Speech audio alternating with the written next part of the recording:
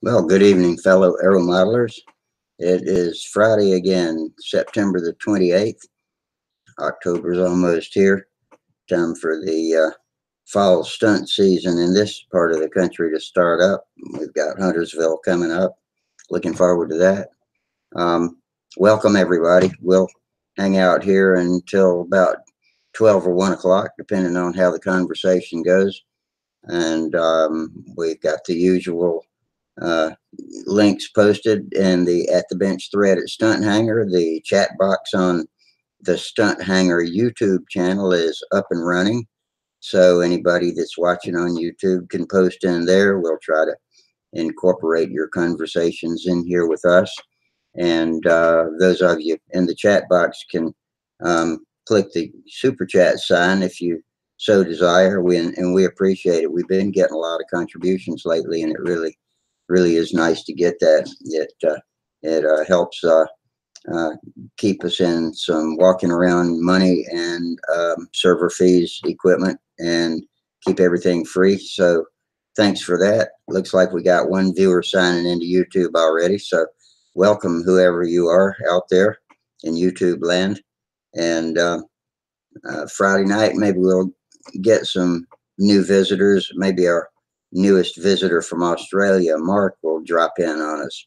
Don't remember Mark's last name, but our first Australian. Hope he'll come back and see us. And it's the middle of the day over there, so don't know what kind of schedule. That's the problem. And wish we could be on twice a day for different parts of the world. But so far, it's just me. I'm Rusty, by the way, from Stunthangar Control Line Forums. We're here to talk about aeromodeling or anything else you want to talk about involving tools and fun, whatever you like to do in your workshop or out at the field or lake or whatever. And we'll hang for as long as we can. Friday night, don't have to get up early tomorrow morning, so that's cool. And hopefully y'all don't have to get up early, and you can sit in here with the diehards in the wee hours of the morning. And Jack Snavely jumps in.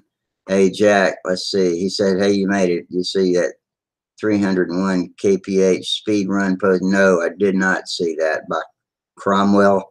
No. Is that posted on Stunthangar? And I'll look. If you say no, I guess I can look that up on YouTube. Kromwell. I want to see a 300. Oh, 300 kph. Okay. So how many miles an hour is that? That's 200 and change, 240 and change. I can't remember now. But yeah, I can't do those conversions in my head like I used to be able to.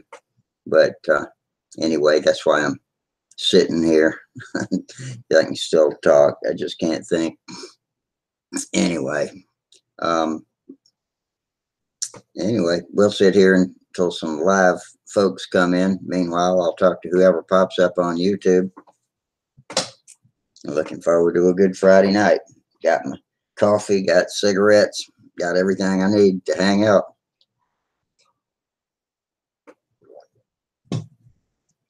Trying to learn to drink coffee on camera without slurping. So when I go back into reruns, I don't have to say, damn, Rusty, you're slurping.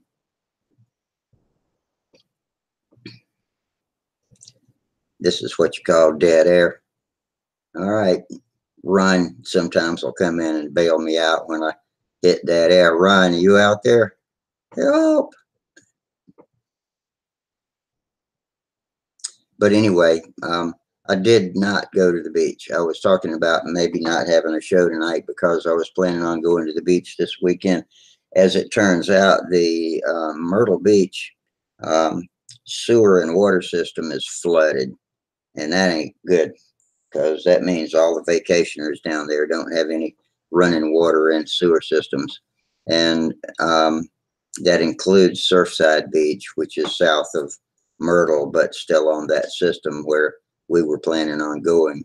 And so our hosts have gone to Florida, and hopefully they're still there and not trying to get back. But it's still messy around here. They keep closing roads and opening roads, and you never know from one morning to one afternoon, one day to the next, what roads and bridges are going to be blockaded and which ones are not. I saw on the news they were putting up flood barriers along the highways on Highway 17 at Pawleys Island, which is in Georgetown County. That would be on another water and sewer system, so they're probably okay there, but they're just taking precautions against things washing out onto the road. This is all from Hurricane Florence a couple of weeks ago, and the rivers are just rising and dumping everywhere that hurricane went. You know, we're downhill from it, so the water's just rushing down this way and not stopping yet. It's probably terrible for the shrimping, because all that fresh water running into the ocean will ruin fishing and shrimping. So I feel bad for those guys too. But hell, the guys that fish and shrimp have enough trouble with no sewer and water systems at home too. So, God, man. But anyway, no beach trip for us. So I'm here tonight, and looks like we got 7 viewers on the tube. Jack says it's on. It's on Ted Cromwell channel, and I'm sure I spelled it wrong. Well, that's okay. He spelled it Kromwell. So look for Ted Cromwell and try different variations on that Cromwell part. Also, speed plane, speed flying, tags like that will probably get you there. Hey, Gerald, you're out in the sun. Oh, like yeah, out in the local park. Sorry, I'm out in the local park right now. I'll pan the camera around. You can sort of see where I am. Anyway, I'll just Oh, got a nice walking path there. Yeah, it's a nice little park. Yeah, we stopped to do some shopping and have a cuppa along our way. So I don't know how long I can stay with you before I'll have to head back with the kids. But I noticed you're on here on your own, so you've missed your opportunity to go to the beach, I suppose, by being on here tonight. Yeah, still flooded down there. The water and sewer systems are flooded all along the Grand Strand now, which is what we call our coast. And so, yeah, I'd hate to have scheduled a vacation and had this happen, but that's why we're not there, because our hosts have evacuated to Florida. So I'm here. It looks pretty breezy out there where you are. Is that the same park where you fly sometimes? No, I've got a dog training here at this park, but it's fairly quiet, but it is a bit cold. There is still a cold breeze here. I can feel it on my back as I walk along, but it's nice and flat. It would be a beautiful place to fly model planes. That beautiful part there looks perfect for it, but yeah, it does. They've got a lot of laws relating to flying in public parks, and I think the drone thing hasn't helped it either, because they've tightened up on the laws of flying in public parks, and we find it easier now to fly to school because they're not controlled by the local council. They're controlled by the school, so you can get permission from the school easier than you can from a council. Yep. Yeah, so we've been flying in Henderson, which is probably an hour's drive away from us, whereas I'm in a local park that's probably half an hour's drive away. But we normally fly at home if we want to fly at home, but it's just hard to mow the grass at this time of year. I managed to mow one of the fields, but the second field I might have to tackle when I get home. I haven't managed to mow it since autumn. It's got away on me, but I can't mow it when it's too wet. But you just got to be grateful, I suppose, for what you can do, and if you can fly at a local school, you enjoy it. I suppose you're able to fly. It's nice to be able to fly somewhere where other people show up with planes and fly too. Instead of definitely. All right. Well, are you on Wi-Fi, or you don't have Wi-Fi out there? I guess you're on cellular service, aren't you? Yeah. So I've got plenty of credits on my phone right now because I often just use our home Wi-Fi. So not a real problem there. But the actual reception should be good because it's all flat around here. and there's a major set of shops near to us, so they should have fairly good reception. Yeah, so we actually do. I've got a good signal from you on my end. Yeah, we've sort of got improving weather now, so hopefully we've got a stunt event that'll be on 1st of December. That's our first big event for the year. I noticed that Jamie went along to the Tulsa Glue Dobblers event. But hopefully he'll be able to talk about that to us. Yeah, this evening. I suppose it's winding down now for the year, I suppose, with the major events that you're in. I guess it is. Yeah, I call it the fall season. Actually, we do have a couple of contests during the winter. Well, we used to have the King Orange, which is Florida in the winter, but they've moved it from January to September now. So, you know, some people like that and some people don't. My Carolina gang here preferred to have it in January, but anyway, they used to have terrible weather every year, so that's why they moved it away from January. But we ain't afraid of no stinking weather. We'll fly in wind, rain, and anything. And boy, they've had some spectacularly bad weather at some of those King Orange events. But hey, it gives you more to talk about. Yeah, I suppose it's a challenge. We normally have a winter solstice meeting, like the winter shortest day meeting, a combat meeting they have down in the Waikato area. And it's exciting in the sense that you're battling the elements as well as your opponents flying combat in those conditions. And a lot of people enjoy that aspect of it, that you have to have a quick meet. Everybody has to perform very smartly. Otherwise, you just can't get through the whole day's routine in the limited winter hours. Have you ever seen that picture of Philly Skip flying on a frozen lake with the snowstorm blowing all around him on Stunthangar? There's a picture. I'm pretty sure I have. I'm pretty sure I've seen that. But yeah, there was a set of a couple of guys from New Zealand flew down in Antarctica. They flew a combat model down there just to show it could be done. Oh, good. I'm glad to know it's been done on the continent of Antarctica. Yeah. Well, I suppose if you're keen, there's not much that isn't possible. You look at how people are able to fly in the northern reaches of Alaska and Canada, and I suppose in Russia and all as well. Yeah. If you're keen, you can still fly, can't you? Yep. I think you need some of that kind of combat horsepower to get through the wind blow down in Antarctica. Yeah. Yeah, well, you're not going to have an ideal flying surface either. So I suppose undercarriage isn't really required, is it? It's blowing pretty good where you are now, so I can hardly hear you. If I turn around, is it better now going back the other way? Yeah, I think that's a little better, yeah. Yeah, actually it is.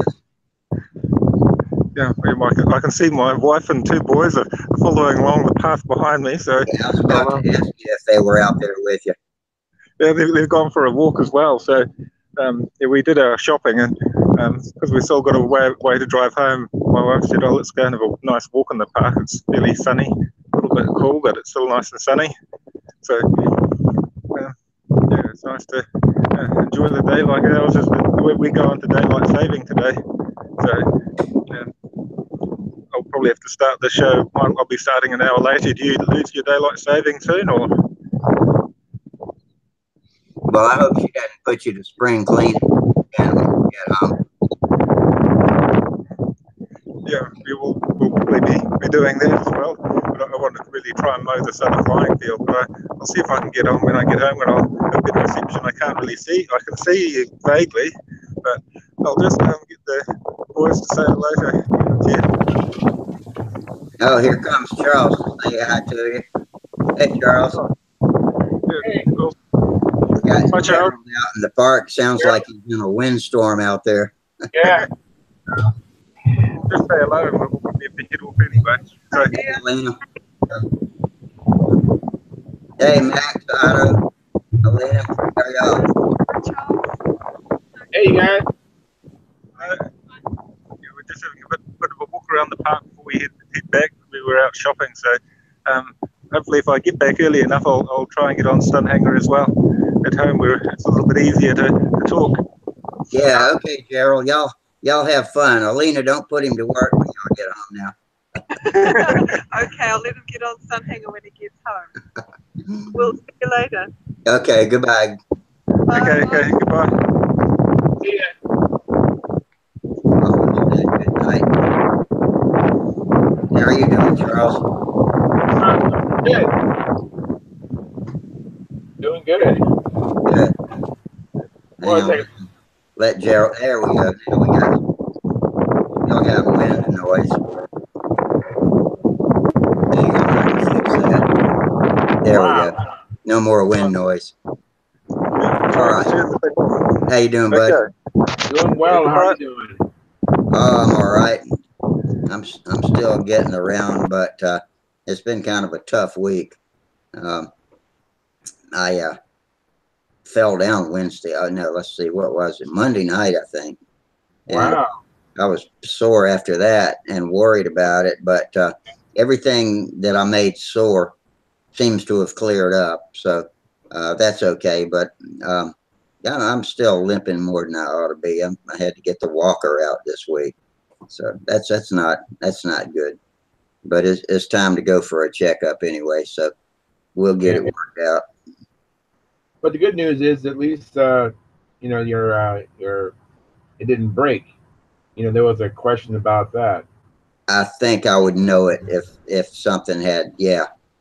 That's kind of good. At least I you think I'm know, okay. I think I'm just tight. Yeah, I go through phases of tightening up, and that makes it hurt worse. And anyway, we're not going to talk about all that. We can talk about airplanes or something. You've been doing any aeromodeling lately? yes, I have been. I'm hoping that I called out to Kevin earlier today, so I hope he's going to confirm that we're going to fly tomorrow. My stooge is not working very well, so I'm hoping that he does want to fly, so I can fly as well. So I'm going to be trying to fly quite a bit. And today I flew the Vector about 5 times, and I flew the Strega about 2 times. And yeah, Vector is flying pretty nice. So I'm actually kind of leaning more toward the Vector, which would be I think a good change. The Vector is lighter, and it's I think it can turn a smaller circle because it's smaller. Mm-hmm.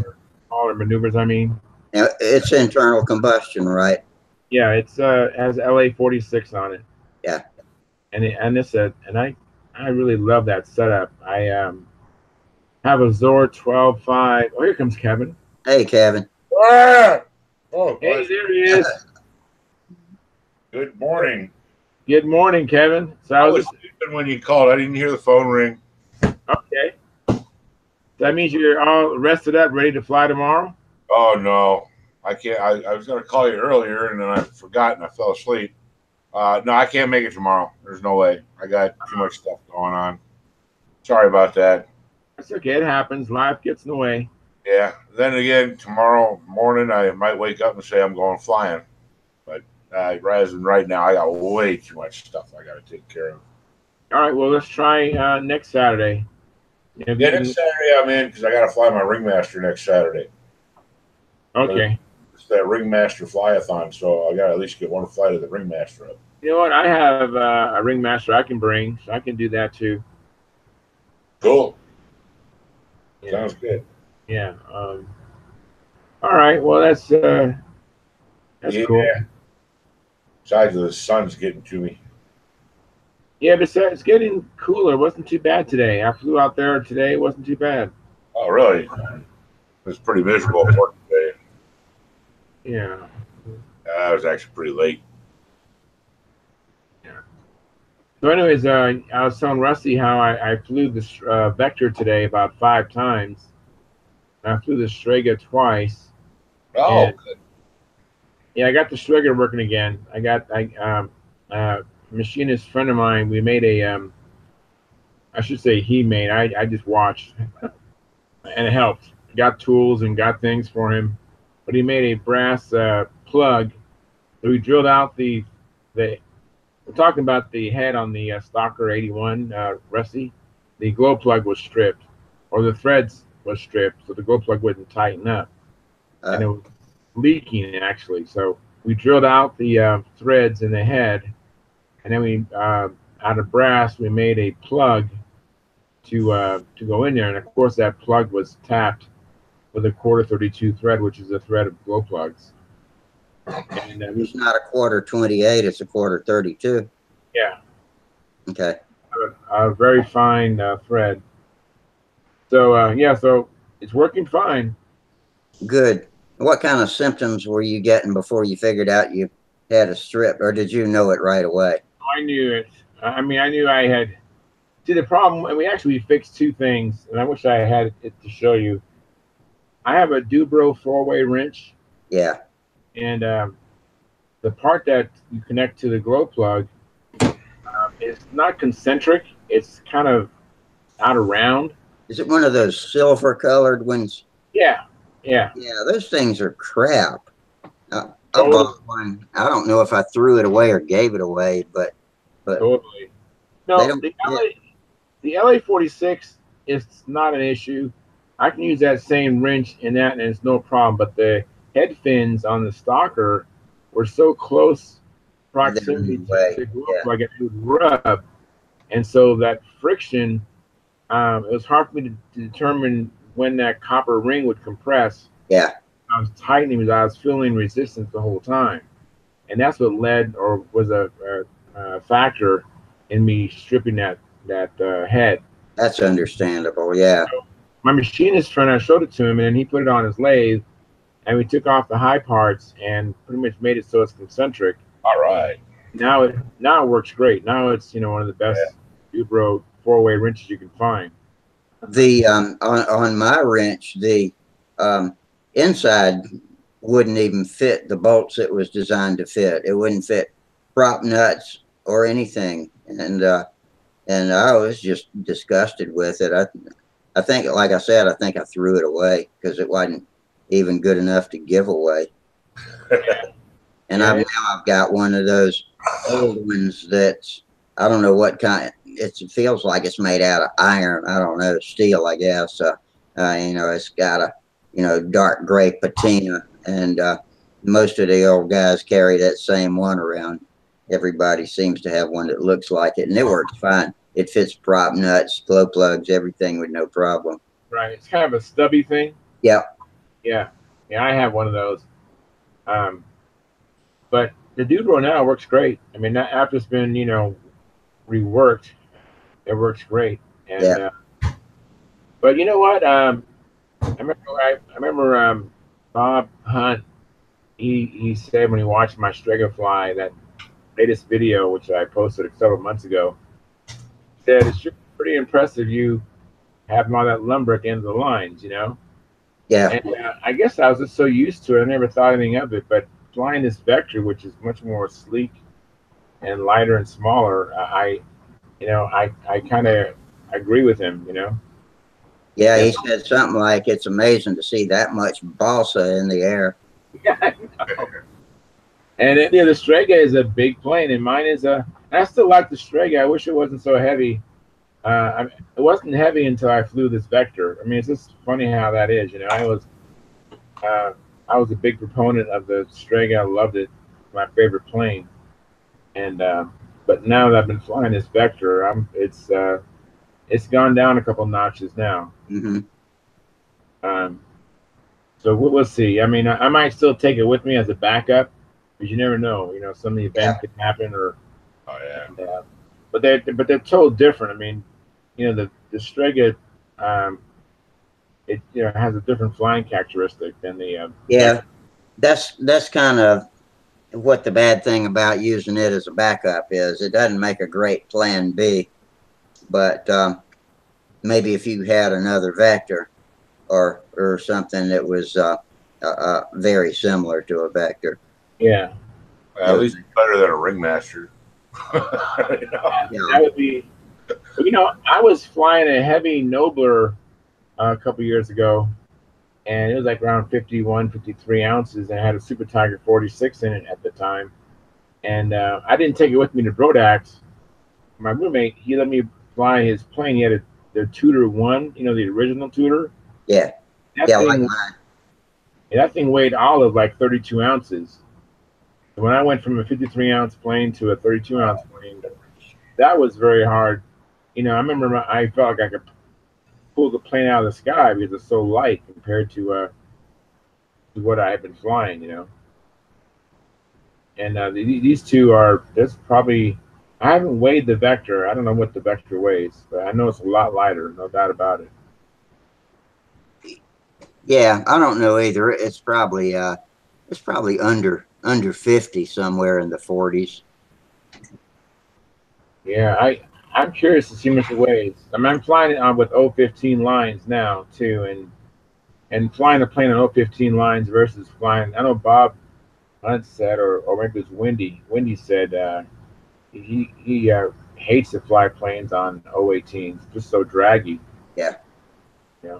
And so maybe that's partly what I'm feeling too. Is just how draggy the 018s are when I'm flying the Strega versus the 015s on the Vector. You fly in 015s on the Vector, right? Yeah. Yeah. Ron Hess just joined us over on YouTube. Good Hey, evening, Ron. Good evening, Ron. Yeah. Yeah.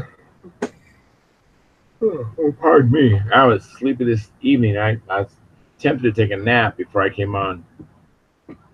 Oh, were you able to catch any Z's before you came on? I wish I would have. I'm going to be yawning quite a bit. Okay. If Daryl watches, Daryl will be cracking up. Hey, Robin. Hey, Bob. That's just what I was doing. I was sleeping. I missed the beginning of the show here. Oh, That's okay. We're just kind of starting out. Hadn't really hit our stride yet, so you're in good shape. I can't stay on too long tonight anyway. I got to watch a friend's store tomorrow for 5 hours. All right. Is it a hobby shop? No, it's a music store. Oh. Yeah. Well, it's kind of a hobby shop. It's a guitar brokerage house, Is it got a public storefront? Yeah, it does. Mm-hmm. There's a lot of walk-in on Saturdays, and he has to go to a knife show. He's helping a friend at a big knife convention or something, and so he needs me to watch his store for 5 hours. No, it's okay. Now you guys. I've always been fond of knives. Always carried a pocket knife of one sort or another, and I kind of, when I got a dialysis access in my arm, I kind of quit playing with knives because I didn't want to nick that just playing with a knife, and so I kind of put them down, look at them with my hands in my pockets now. I couldn't believe the variety. He showed me this stuff. He had it all laid out in his bench. There must have been 200 or 300 knives there, and stilettos and gravity knives and a lipstick knife and all kinds of stuff, I'm not into knives, except for X-Acto knives, Yeah. Yeah. But I always hunting knives and pocket knives, that's about, utility, things I use frequently are the kind of knives I was fascinated with. And I like different types of handles on them, like a staghorn handle. I think they look neat. And I got a little knife hanging right here with a bone handle on it. Cut yourself there. Yeah, I'm going to leave it out there. It's got a bison horn handle carved out of a bison horn on it. It's just a little tiny knife, but I use it for slitting envelopes and that kind of thing sometimes. Like anything else, it's a hobby that every guys are into all different kinds of hobbies. We have so many different interests, Yeah. Well, I guess one's as good as another, Yeah. Whatever flips your boat. Yeah. My flying buddy's a real hobby hopper. Whatever splits your wrist, I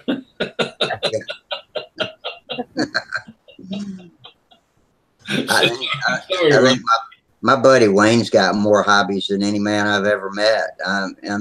He'll get into one passionately for a while, and and kind of get out of it and move on to another one and come full circle after a while. But it's amazing. As long as we've known each other, I still. Yeah, look at Kevin. Hold up his other hobby. Oh, let me see. Let me click on Kevin. You show the car again, Kevin. There you go. Oh, cool. Wow. Dune That's a lot of buggy. fun. Rock racers. And remember, he who dies with the most toys Wins. still dies. Still dies. That's what I was thinking. Still dies. Very good. I like that. So, when you mentioned the stiletto knives, I was wondering, did Les McDonald make his stiletto in mind with like a shape of a knife or what? And he has a stiletto 660. I have to ask Les that. I always assumed it probably did have something with the stiletto reference, but I don't know, like you, I don't know. Miami originally, so I guess probably there is something to do with the stiletto,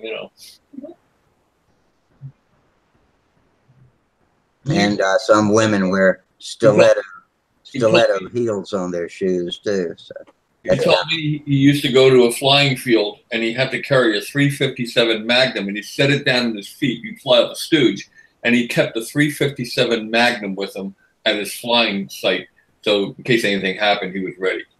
That's a true story. Oh, it's a rough neighborhood, right? What's that? Is that a rough neighborhood? Yeah. It's pretty narrows, isn't it? It's about as bad now. And he wasn't exactly, the toughest guy in the neighborhood flying toy airplanes, So. Oh, wow. Yeah, well, that is kind of equalizer. Yeah, the 357 did the trick. Yeah, I guess if the Hawks started attacking your airplane, you could get up there and pull off a few rounds at them. And I don't think that's what he had in mind. yeah, I don't either. We're supposed to go down and visit with them. He invited me to come down for a week over the winter and hang out with Roberta. Very cool. He's one of the funniest guys on the planet. He really is. And get Werwage and him together, and you could hurt your sides laughing. They're so funny. Wow. Yeah. Natural born comedians. Joe Gilbert, I find him kicking the pants too. Different kind of humor, but yeah. Billy's more of a cynical musician type humor. He had to deal with hecklers on stage most of his life, so he developed a very cynical, very fast comebacks and quips and things. And, he can cut your legs out from underneath you and have you laughing about it. It's funny. I've never been good at comebacks. I'm always. Now we got it. Who's causing the echo? Are y'all hearing that? Oh yeah. Oh, for Pete's sake. Okay, let me mute it down. Okay. Could it be me? I'm on first. Let's see. Okay. Did the echo go away? Yeah. The echo went away. And I'm bringing it now. I'll go away and come back. Okay. That happened the other night too. That's odd. Yeah, if I have my YouTube channel up at the same time, if I don't mute that, then that happens to me also. Yeah. This is just spontaneously doing it for some reason. Yeah, Charles, you're talking about going from the Strega to the SV11. Back when I was flying, I was flying a Charles Parrott P40. Yeah. Made like 58 ounces with a ST46. Right. And I built that Nobler that came in at like 41 ounces. It was less than that. With a Fox 35. And boy, that was like day and night, the two with that big weight difference, Yeah. And I really love that Nobler, how light it was. And it was just a wonderful flying plane. Yeah, Bob, I was telling Rusty and Kevin that I appreciate now what you were saying when you saw my video of my flight with the Strega, how you was impressed with all that balsa or all that lumber in at the end of the line. Impressive to see that much balsa in the air at one time. Yeah. So anyways, I'm flying this Vector. I've been flying it a lot lately, and the Vector, I don't know how much it weighs, but it's smaller and obviously lighter. And you know, it's really growing on me. I'm actually really appreciating that a lot more. Well, sort of like a yacht that carries a little dinghy at the back, you know. The Strega kind of carry the, you know, the what's it, the airplane you're flying now? The Vector? Vector, you know, the Strega could carry the Vector. It's sort of like a little dinghy just in case. Yes, yeah. Yeah, it could. Yeah, so it's, you know, I flew like 5 times with the Vector, and then I flew a couple times with Strega, and then I you know, I was kind of, I don't know if I was getting tired or I thought, you know what, the Vector was more fun to fly today. Well, you know, you have fun flying with your whatever it is you have fun flying. But I would have a saying that I came up with years ago, that Rembrandt could not have painted his masterpieces if, while he was painting, someone was trying to pull the brush out of his hand. Yeah. Yeah. No kidding. Yeah. That is actually a good analogy. We were just talking about knives a few minutes ago. What's the deal here? Yeah. What's that? We were just talking about knives and hurting ourselves with knives, you know, a few minutes ago. What's the deal here? Oh, my eye? Yeah. Oh, yeah. I had surgery. Surgery go. I went good. I was looking for some sympathy, but I guess I ain't going to get any, so. We were going to start making pirate jokes, but you cut it off too soon. Samantha already did that. If I say something to her, she'll go, aye, matey. Yeah, right. Very good. I have to wear that when I sleep for 2 more nights, and that's it. But oh, you sleep. So you were wearing it when you came on here. So what are you trying to tell us? That, you know, I was looking for sympathy, Bob, but I got none. Oh, okay. I'm like, that didn't work worth a shit. Yeah. We might be a little slow on the uptake. You might have left it on a little longer. No. Well, I knew you had an operation Thursday. I was actually entertaining calling you. Life got in the way, so I knew you had surgery. Yeah, it went real just called you a cyclops. Yeah, my left eye, some white stuff still has a little bit of a pink tinge to it, but that's going away pretty fast. I went in today. I got 20/25 vision in that eye. Wow. So they figure it'll be 20/20. I'll never have to wear glasses again. Wow, that's great. Yeah. Wow. Yeah, I took her out. I'm not going to be long tonight. Well, what's crazy is that about 4 years ago, I bought this high definition TV. Right. And I never thought, I'm like, man, my TV went out. I'm like, people spend this money on these things. Ain't any different than the other ones. Last night when I could finally take that thing off at 8 o'clock, I looked at the TV and I'm like, oh my God, there's all kinds of depth to this TV. Wait till you try flying. It might be better. You know, I keep hitting the ground, and I swore there. I tell everybody, I said, I don't see the ground coming up. I don't know why. Now that's hard definition, not high definition. Oh, is it? Very. Yeah, you're pretty quick, Bob. You're pretty quick. The first thing I noticed when the HD TVs came out is that you can see all of the beautiful newswomen's wrinkles now, even though they're covered up with makeup. I never could before. I couldn't see. You know, I told my brother I had the backyard redone so the water flowed different out if we got super hard rains, and I could see the one. You know, and he says, "Oh yeah, I did this, so it runs this way." When I look out there now, I can see every place where there's a little bit of a difference in how the ground goes. Wow. I'm like, no kidding. Wow. You know, like I said, I couldn't see wrinkles on anybody. You know, everybody looked young to me. Was this cataract surgery? Yeah, yep. Frankie Imbriaco just had it. You know, he said exactly the same thing you just said. He just had one eye done. He's having the next one done, I think, this coming week. And he said the same thing you did. He said about colors being more vivid and definition being more vivid. Yeah, well, I had the right one done, and I noticed it was better. But until I had the other, wait until he has the other one done, he's going to be like, "Oh my God!"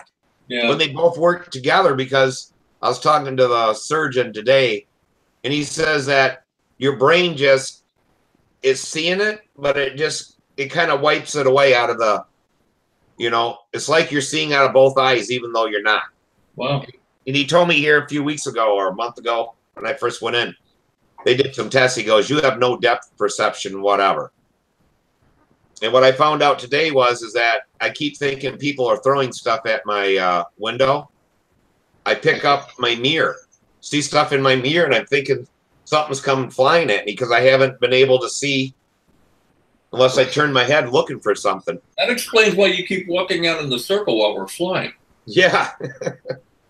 Don't know where where I'm at or whatever, and perspection, where stuff's going on. I've had to go around you like that, Yeah. That might help your flying. That might really help. Yeah. You should fly. Well, it can't hurt my flying. I can guarantee that. Yeah. Well, One of us was going to say that. Now, have you ever been a judge? Have you judged before? Yeah. Yep. No, you can see now. Yeah. Well, now you're a really good judge now. Yeah, Judge. You can see now. You can see now, yeah, because back then everything was okay. Yep, that's round. Judges watch everything with a critical eye. Occasionally they use both eyes, but it's rare.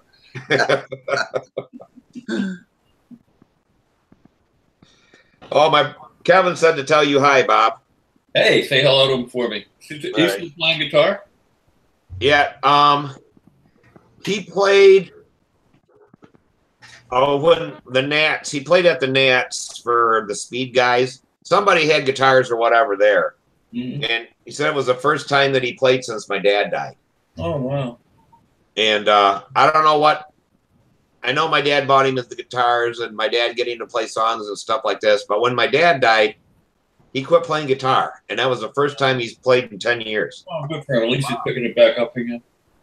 So, Say hello to him for me. All right. But yeah, people there that was out there like, holy shit, I can't believe that how Kevin can play guitar.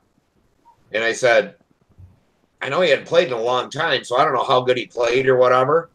But he studied with a guy that went to Juilliard. Wow. He was in Ted Nugent's band. Wow. Yeah. He did all the recording for Nugent and played in his band as, and my brother said actually he played some of the harder stuff for Nugent. It looked like he was playing lead on that. But this other guy was actually doing some really hard shit. Well, Nugent's no slouch. He really is. Really good. Yeah. But yeah, my brother, he was asked to be in so many bands and stuff like that. But he'd go in and then I'd hear about a week or two later, he's like, screw that shit. The only reason they want a band is so they have an excuse to drink. And he goes, I ain't going to be around a bunch of drunks all the time. And, which is why we fly small. Yep, and he was done with the band, But yeah, he was asked all the time because, he we used to ask him. He always turned us down. He didn't want to jam with us for some reason. Yeah, I know it. And I mean, I don't know, when he worked at Steelcase, this guy he'd always bring in the guitar and he was always playing and stuff like this. And he said to me, I heard your brother plays guitar. I said, yeah, he plays guitar. I said, he plays well. He'll never play. Huh? I said, I don't know. And this was before my dad died. And so, I don't know. He bought a new guitar and brought it in there. And they talked my brother into playing. And this guy's like, I wish you had told me he was so good that it looks like I can't play. Because he can finger pick like flamenco music. He can play anything. That's flamenco, not flamenco. Flamenco? Flamenco. Yeah, whatever. He can do all that. I seen him play, like, remember Charo? She was, playing whatever she played. He can do all that. I mean, he can just do anything on a guitar. He just won't do it anymore since my dad died. But I guess they were all impressed what he did play there at the Nats. Good for him. I was out last night playing open mic, matter of fact. Oh, were you? That was fun. Yeah. I'm gonna host one here pretty soon. Oh, okay. Anyway, well, that's good. Say hello to him for me. He's a good guy. Yeah, I don't know. I mean, when I was a kid, I got sick of hearing him play because he would play like 6-7 hours every day. What it takes. Listening to shit and blues and all this other freaking music. He'd borrow records or whatever and learn to play this, learn to play that, play. I'm like, God, I'm tired of listening to that guitar. But we get the cops called on us all the time because he bought this amp with these stacked speakers. That was the same one that Nugent used in his concerts. It said paint peeling power. Wow. The windows would rattle in the house. When we want to refinish an airplane, we should have one of those around. Yeah. But yeah, so my dad get all mad because my mom and dad go to the lake, and my brother would get the cops called, and because he's playing so loud. But my first, when I was a teenager, my first favorite rock song was by Ted Nugent's early band, the Amboy Dukes, "Journey to the Center of the Mind." Oh yeah, my first favorite rock song. Wow. Yeah, He came to Columbia once, but I was not old enough to get into the bar when he played here, so I've never seen him live. Yeah, when I was a kid, I had a chance to go to Bob Seger's house. Huh? And I didn't go because I didn't like his music. I was into the harder, different kind of rock and roll. It took me a while for Bob Seger to grow on me. In fact, I left a concert in Atlanta. It was one of those concerts. It was at the Georgia Tech stadium where they play football, and there was I don't know, 6 or 8 bands playing, and when Seger came on, it was near the end, and I just left. That was back when he was putting out, I think the latest album had Night Moves on it, and that was back when I was in college. You know who used to play with him? You know who used to play with him a lot? Stayed at his house and was like his,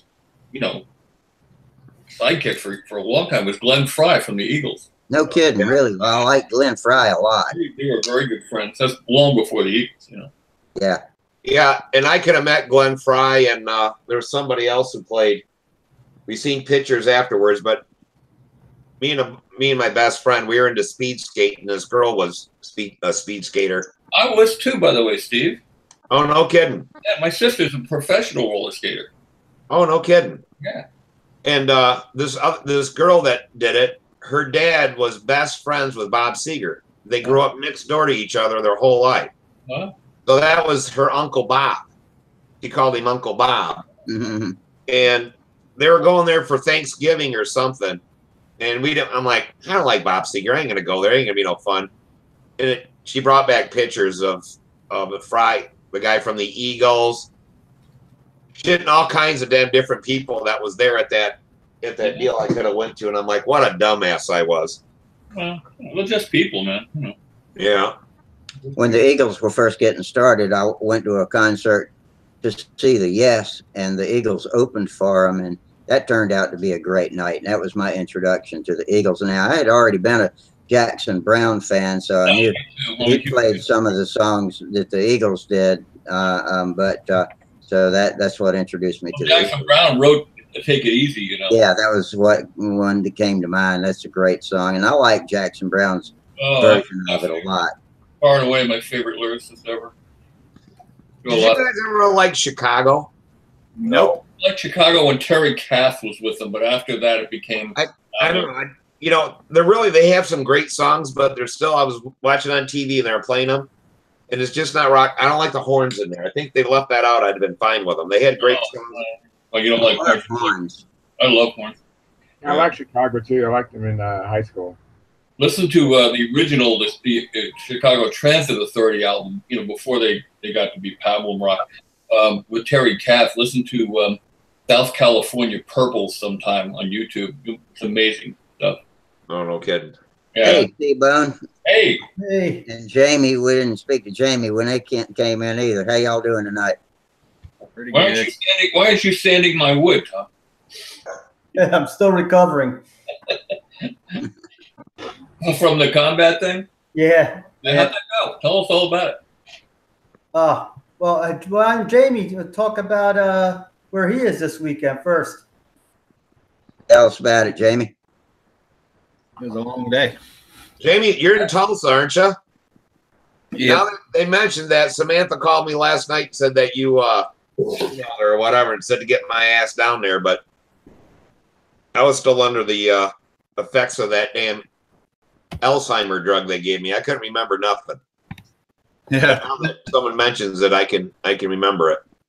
Yeah, I told her, tell your dad to pack the car and get your ass down here. Yeah, I wish I could.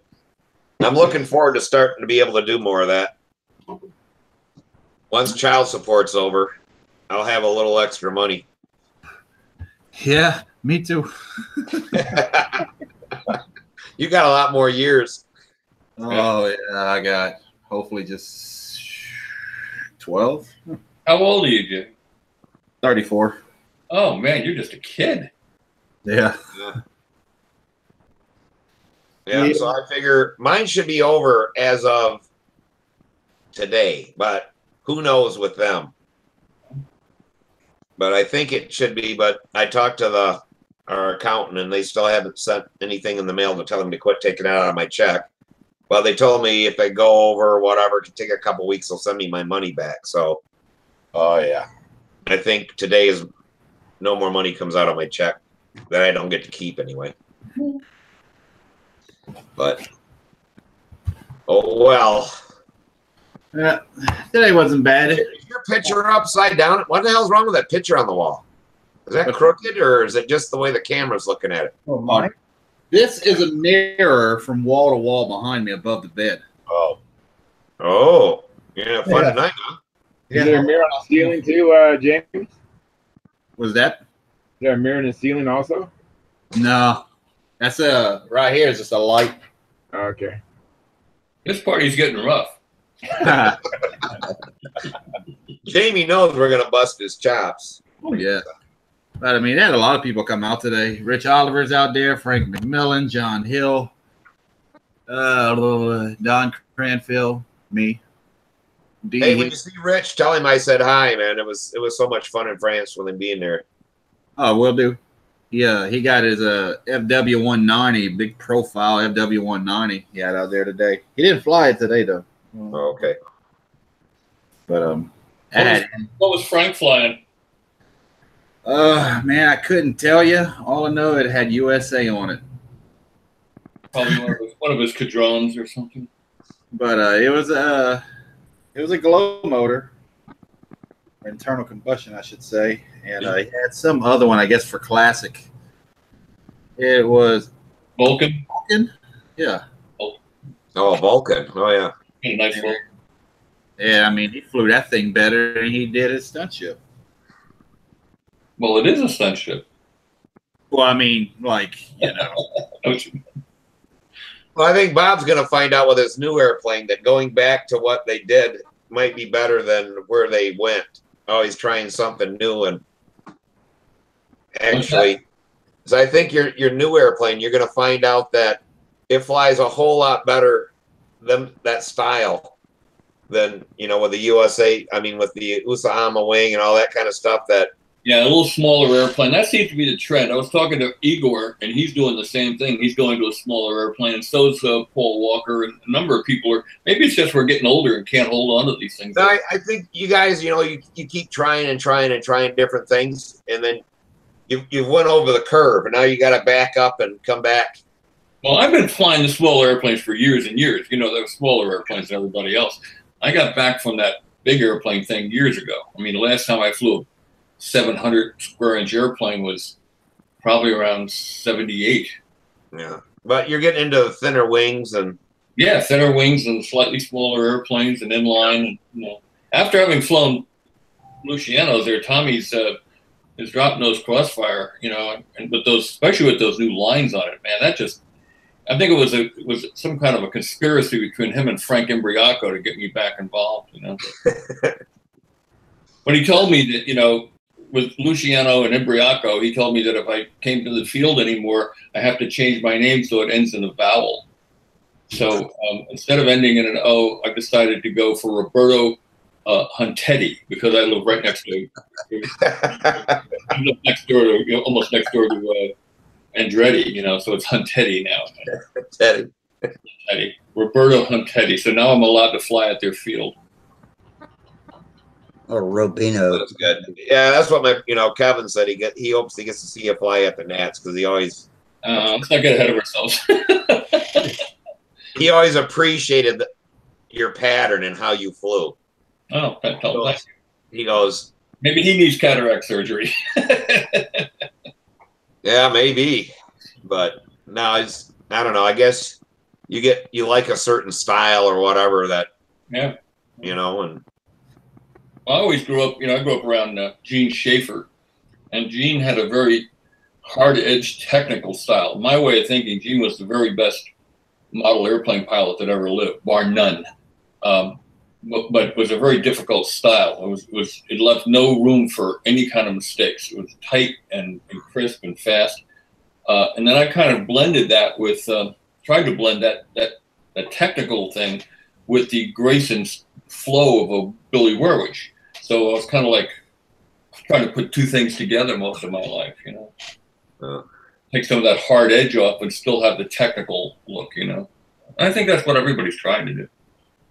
yeah, I'm hoping that you fly at the next year. Well, we'll see.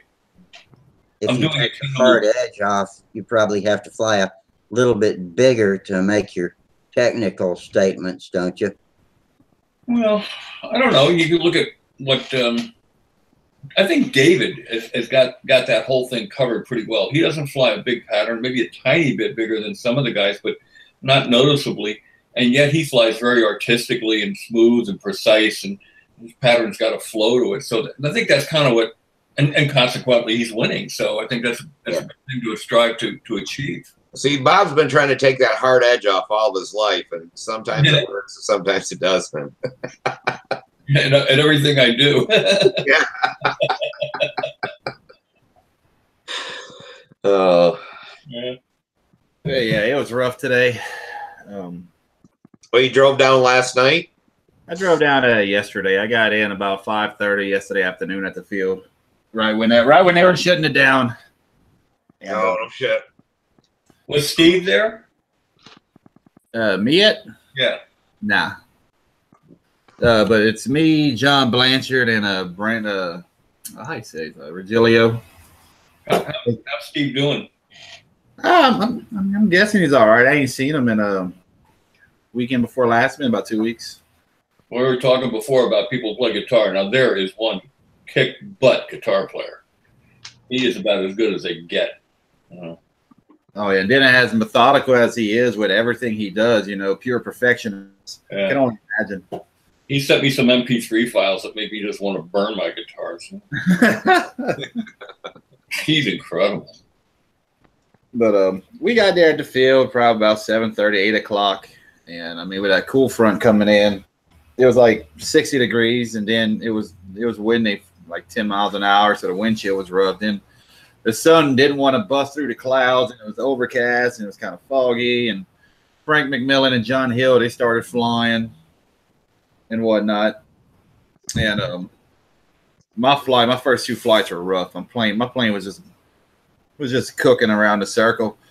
But I had the needle set like I'm back home, you know, running launching at 9600, and it normally runs fine, smooth, no problems, brakes, you know, good 4.9, 5.0 speed.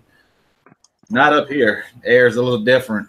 You know, it took about 6-7 flights throughout the day to finally get it dialed in to where it was good. So went from 9600 to 9000, then the 9200, then the 9300, and it was just rough. And it finally was getting it. Yeah, that's what I like about electric. No matter where you go in the country, I wasn't gonna say that, but they're gonna run exactly the same. Yeah, but where's the challenge in that? Where is it written in the rule book we have to have a challenge? You know, Yeah, where's the fun? Isn't flying the patterns challenge enough? Yeah. Well, that's like I said. I'll never get rid of my glow motors because I'm an old motorhead and I'll fly them like this. But if I went more than 100 miles to a contest, it damn sure would be electric because I wouldn't waste the money to go there and screw around and be pissed. Well, if you enjoy it, that's the important thing. If you enjoy flying glow, fly glow. You know, as my son said when we first got into it, he says, "Dad, I hope they outlaw electric for everybody except you and me." Oh man. But I still like to screw with motors. I mean, last week I went down and put some on the bench and ran some and shit. I just always have liked that since I was a kid running a 049. Yeah.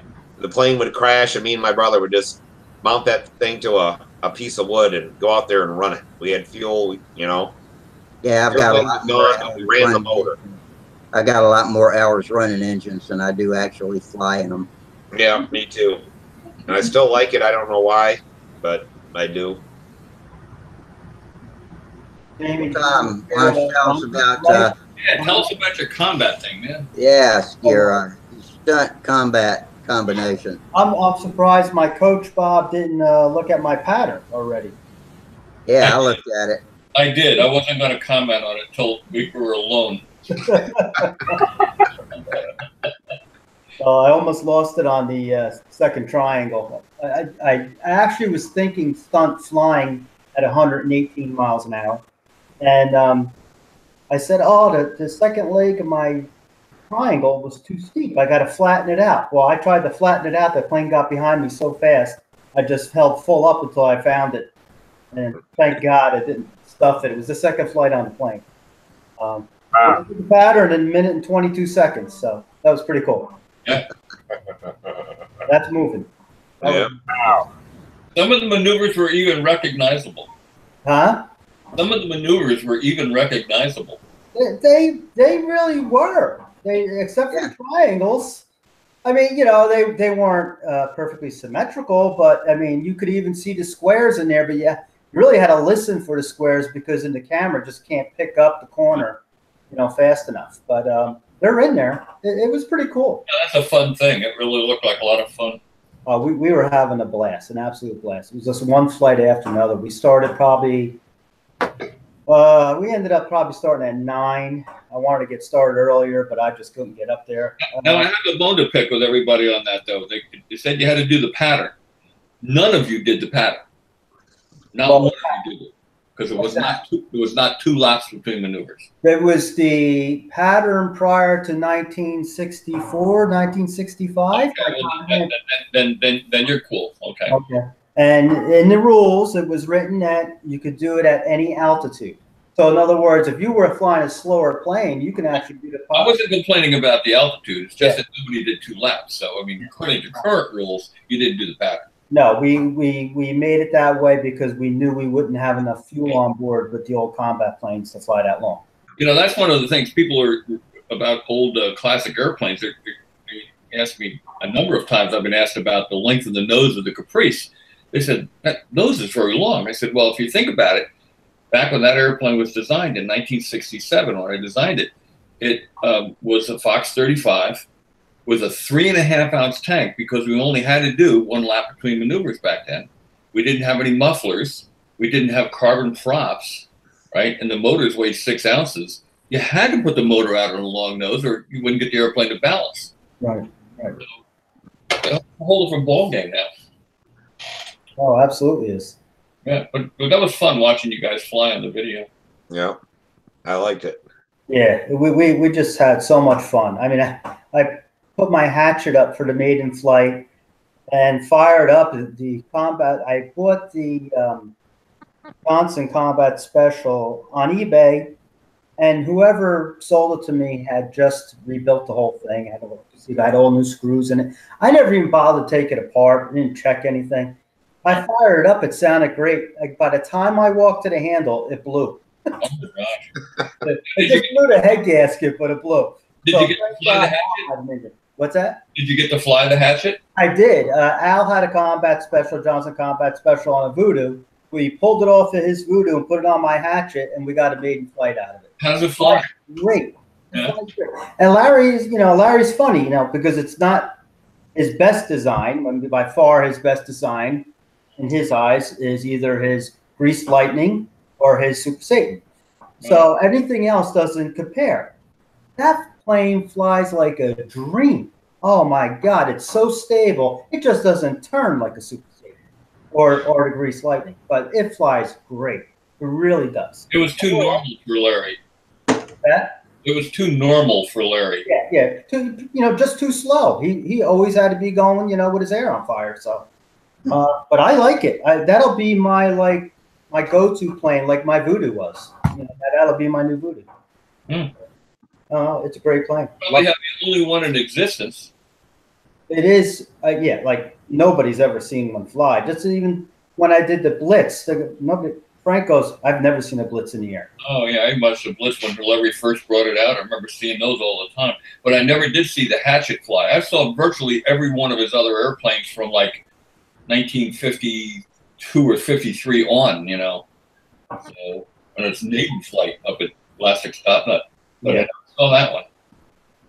But really, you could see the asymmetry in the wing. It's really the outboard wing is much shorter, but it's really cool looking. And he designed that in 1960. And if you put the Voodoo right over the top of it, they're almost identical planes. It came out a year or two before the Voodoo. So, but they were always borrowing off each other. Him and Riley and a couple of the other guys who had it. We're playing out every other month. But I remember watching similar. The original flights of the Werewolf with Reinhardt. Red Reinhardt was up there with Larry, and they flew it together the first time. I remember watching the initial flights of that airplane. Now that was cool. Yeah, that's really cool. That's very original. And I have not seen one fly yet, so I'll have to build one so I can see it fly. If I were going to build a combat ship for that event, now that's what I'd build. Werewolf. Yeah, Werewolf. Yeah. I have 3 more of his designs to build if I'm going to build all of them, and then I'll move on. But I might build the slingshot, the James Mears slingshot, for next year. Thinking about next year already. Did you ever build a Lethal Blast? I have the plans. That's one of the 3 that I have to build: a Lethal Blast, a Giant Killer, and the Werewolf, and I'll have them all. I believe I'll have them all his combat designs. The Giant Killer was Buddy Weeder's favorite back in the late 50s, early 60s.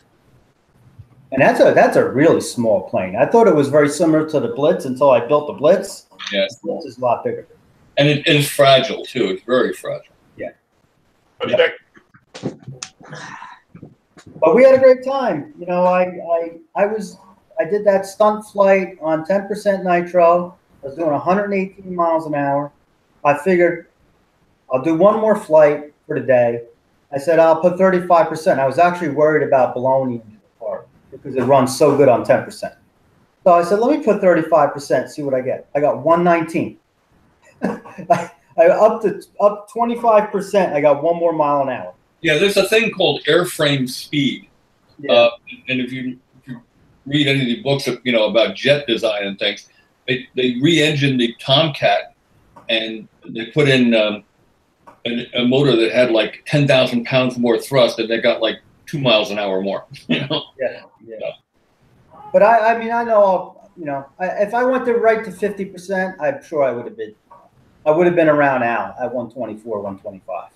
But I was really that actually is a true Guernsey case that I have on that plane. That's he gave me that case, so it's stamped LS1. It's an LS1 motor. So I really don't want to blow it apart. I really want to make sure I keep that one pristine. So I'll go easy on it. And you know what? 118 miles an hour is fast enough for me. If I was going to fly level laps, I'll go 124, 125, whatever. But I want to be able to stunt. I flew that test top when I hit 119, and all I did is flew level laps. I couldn't fly after that the rest of the day. I was shot. So how did your eye? Because you're having some eye problems. How did that work out with your eye? And It how's your eye wasn't been right bad. I'm at 20/30 now in my left eye. I mean, compared to how I was 2 weeks ago, totally blind, I'm doing good. So Steve still on? Steve, lend him your patch. he must have stepped away. He must have Yeah, stepped he had away. a patch on when Yeah. he first came on. He joined us wearing a parrot patch tonight. Yeah, so Just had cataract surgery yesterday. yep. So yeah, I just had some freak thing happen and went totally blind in the eye about it's a little over a month ago. But it's getting better now. Yeah. I mean, now it just looks like I have ants. You know, I got those floaters. I got like ants crawling around in my eye, but I can see out of it now. But that's the big thing. I was able to see probably 50% out of it Sunday. That's why I was able to fly. Oh, good. Yes. So I'll be flying stunt this weekend, I hope. Yeah, Stunt will feel pretty slowed out. No, yeah, absolutely. Absolutely. Come on. I was flying great stunt after I flew a combat plane last time, so felt like I had all the time in the world. I used to fly a Voodoo. I had a Voodoo with a Box 35 with it back in the late 60s, and I would take that out in the spring, and I'd fly patterns with that until I could get them very recognizable, and then I'd switch over to the Caprice or whatever I had at the time, and man, it's like you had all the time in the world. It was like swinging a heavy bat, Yeah, it really does slow everything down. It really is good. Yeah. I plan on practicing like that over the winter. You get bored, Yeah. Hey, Bob. Yeah. What are you using? I got this thing for, the disconnect. That looks heavy. It is. It weighs 0.9 of an ounce. How are you doing yours? I was just taking the red line, the positive lead, and putting 2 bullets in the side of the airplane and putting a jumper between them. It weighed nothing. Oh, okay. Like you said, the Chinese guys did. I think you did that, right, Steve? Yeah, that's how he does it. I use the Dean's connector. My little connector weighed probably about less than a gram. It was really light. Maybe it weighed a gram. Do you put that? I see that Igor on his site. He has a deal there where he puts Rusty thinks it's a diode or something. So when you put them together, they don't spark. Well, that's what I was going to say. When I was flying 4-cell, and you get a little spark, but it wasn't bad. But with the 6 cells, I'm sure you got to be more careful that you don't get spark because you could do some damage then. Yeah, I'm starting to get like a little wear. When I connect them on my connector. Spark. Yeah. Are you 6-cell or 5-cell? I'm 6. 6-cell. Because at the time when I was really the only one in this area trying the Igor setup. Joe Daly was trying the Fioretti when I was trying the Igor. So neither one of us really had anybody in the area to work with. So I was just going by what Igor was saying. And at that time, he was saying you had to go 6-cell because in his terms, he goes 4-cell goes to its knees when the power is needed. So he says 6-cell, 6-cell, 6-cell. Now, a year and a half later, we're seeing guys now are using 5-cell. You're going down in size of airplane too and weight of airplane too. The 6-cell works great with my plane. I use about 64% of battery capacity. I didn't notice any drop at the end of the pattern on your airplane whatsoever. That airplane was as stout and the last maneuver it was in the first maneuver. Yeah, it does not. Like I said, I'm coming down with like 34, 35% battery capacity. Yes. You have that airplane is a. What setup you got, Tom? Igor setup. Okay. With the Axie motor and everything. Axie motor. I don't have his F2B motor. I just got the Axie 2826 V13. A matter of fact, I got it from Ukraine in 2 days, shipped to New Jersey. It was unbelievable. Wow. And I'm using his timer, the Jetty. Everything else is his, including the. What about battery? How much battery are you? What size battery? 2800 6-cell. See, Samantha's we're using with his setup. We're using 81 to 82% per flight, and that's for 5 minutes and 10 seconds, I think. Really, I'm 545, and I'm like I said, I'm coming down with 35% battery left. Wow. Wow. Yeah, we only give she Just only get like an extra lap or so in. I mean, we've had to really cut back because use up all that battery. And I don't know why. It's his propeller, everything. Why we're using so much battery. I mean, well, how much is the plane weigh? 63 ounces with the battery. What size lines you're flying it on? That makes people don't realize that those 18,000 lines eat up a lot of juice. Oh, okay. Yeah, 64 on 18s. Yeah, see, that's where you're getting the drag. Yeah, I'm flying on 016.5s, the Ukraine lines. And I was prior to that flying on the 015s, but I had, realized I was getting too much stretch. I was flying on 12 solids, so I was getting zero, drag really. No, okay. Yeah, because I mean, we're right. They wanted, to turn up the RPM or whatever, and I'm like, man, I'm going to be ruining batteries. I just can't use any more power, any more time when we were over there. But I don't know if it's the wing on the airplane, how it flew, but Igor thought we were running way too much RPM. He goes, why you got so much RPM? I'm like, we're doing 5 2-second laps, between 5.2, 5.3. What diameter prop are you using? That 3-bladed. The 12? Yeah. You're going to drop down to the 11. Which one now, Steve? Not using the 11. The 11. Are you using that much power? I didn't check how much power I was using. I tried the 11 for 3 flights, 11.5, the classic. And I didn't like it. It made my plane feel like it was nose heavy. Maybe if I retrimmed the plane and did everything, I would have liked it. But I was like the 12.5N. No, that's the flat back prop. The 12.5N is narrow. The classic is flat back too. The other ones are under camber, and they eat up the battery capacity. Yeah, I'm using the under camber. Oh well, there you go. That's why you're using so much battery power. Oh, okay. Yep. Now I flew yours on the flat back 12, right? Yep. That sounded really, really. That flew really, really good. Yeah, that's the 12.5 narrow. Yeah. And Igor actually says I should be. I'm surprised I didn't burn my motor up yet. I should be using the heat sink on my motor. It's really going to be a lot of work. I'll have to do it over the winter to really get it set up in there because the front of the crossfire is very tight because we had designed it not for that system. Right. We were using a Human at the time. And then I want to also probably put a heat sink on my ESC as well. That motor runs hot. I've never seen a motor that run that hot. Yeah. Yeah, I mean, Igor claims if I have the heat sink, because I've been exchanging emails with him as well. Actually trying to find out, Bob, when we're supposed to be getting the next order in. He's been helpful, what I should be doing, because in a contest on me, I was just unwinding my lines after the pattern, and all of a sudden it went down to like an idle and then kicked back up again. I said, is that the engine overheating or is that the ESC overheating? Because if your motor's overheating, he says it's fried. So it's not your motor overheating, it's your ESC overheating. So, which is good to know. So that's what I got to work on. Now, is your ESC right in the Airstream?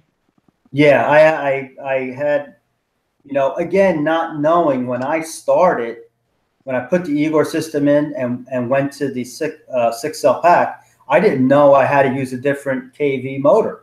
So I was using the 950 KV Cobra that I had originally in it. That's a 4-cell motor. Yeah, and I'm overheating, and so I started putting all these, things in to move air this direction, that direction. So I have like kind of 2 slipstreams, one that shoots up on the can now, and then one I drop the ESC down in the bottom of the fuselage, and the air actually goes right through the fuselage out the back.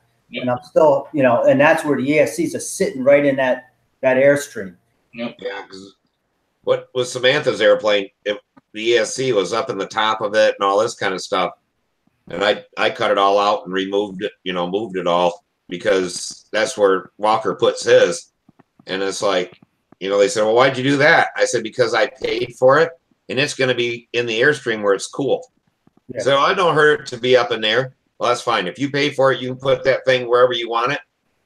But I'd burn them up, having them in the top of the airplane and not get enough air across them. I moved that thing right down in the cowl. I got a slant in the cowl. Part of the air goes up and hits the can of the motor. The rest of it comes through. And see, I'm going to annular inlets where the spinner is smaller than the opening in the front of the airplane. So the air, it's like a turbine thing. Air goes around the spinner, and you know, I have the motor mount that has little wings on it that allows the air to go right into the motor and through the motor. And Walker says that he doesn't believe they do anything different, and I'm sure they do, because when I went to a smaller spinner on one airplane and did that, the heat went down dramatically. Well, all I know is that on Dennis Ad Emissions, he puts that little thing that comes down below and it hits and drives that air up through that motor. Yeah, it's a diverter. I used to do that too. That works really good. And I mean, you can really tell the difference. Yeah. Because I covered that up and used a spinner with the holes in it and everything. Yeah, they don't work. Put a solid spinner on there with that thing that on like Dennis does. Yeah. There's a 30-degree difference in motor temperature. I mean, it really cools that motor down. I use the diverters too, and there is a difference, but I got to tell you, the annular inlet makes the biggest difference in my opinion. And I don't mean by a little bit. I mean by like 40, 50 degrees. But you're talking like the Rare Bear. How the yeah, well, yeah, it's smaller than the outside, and the air comes.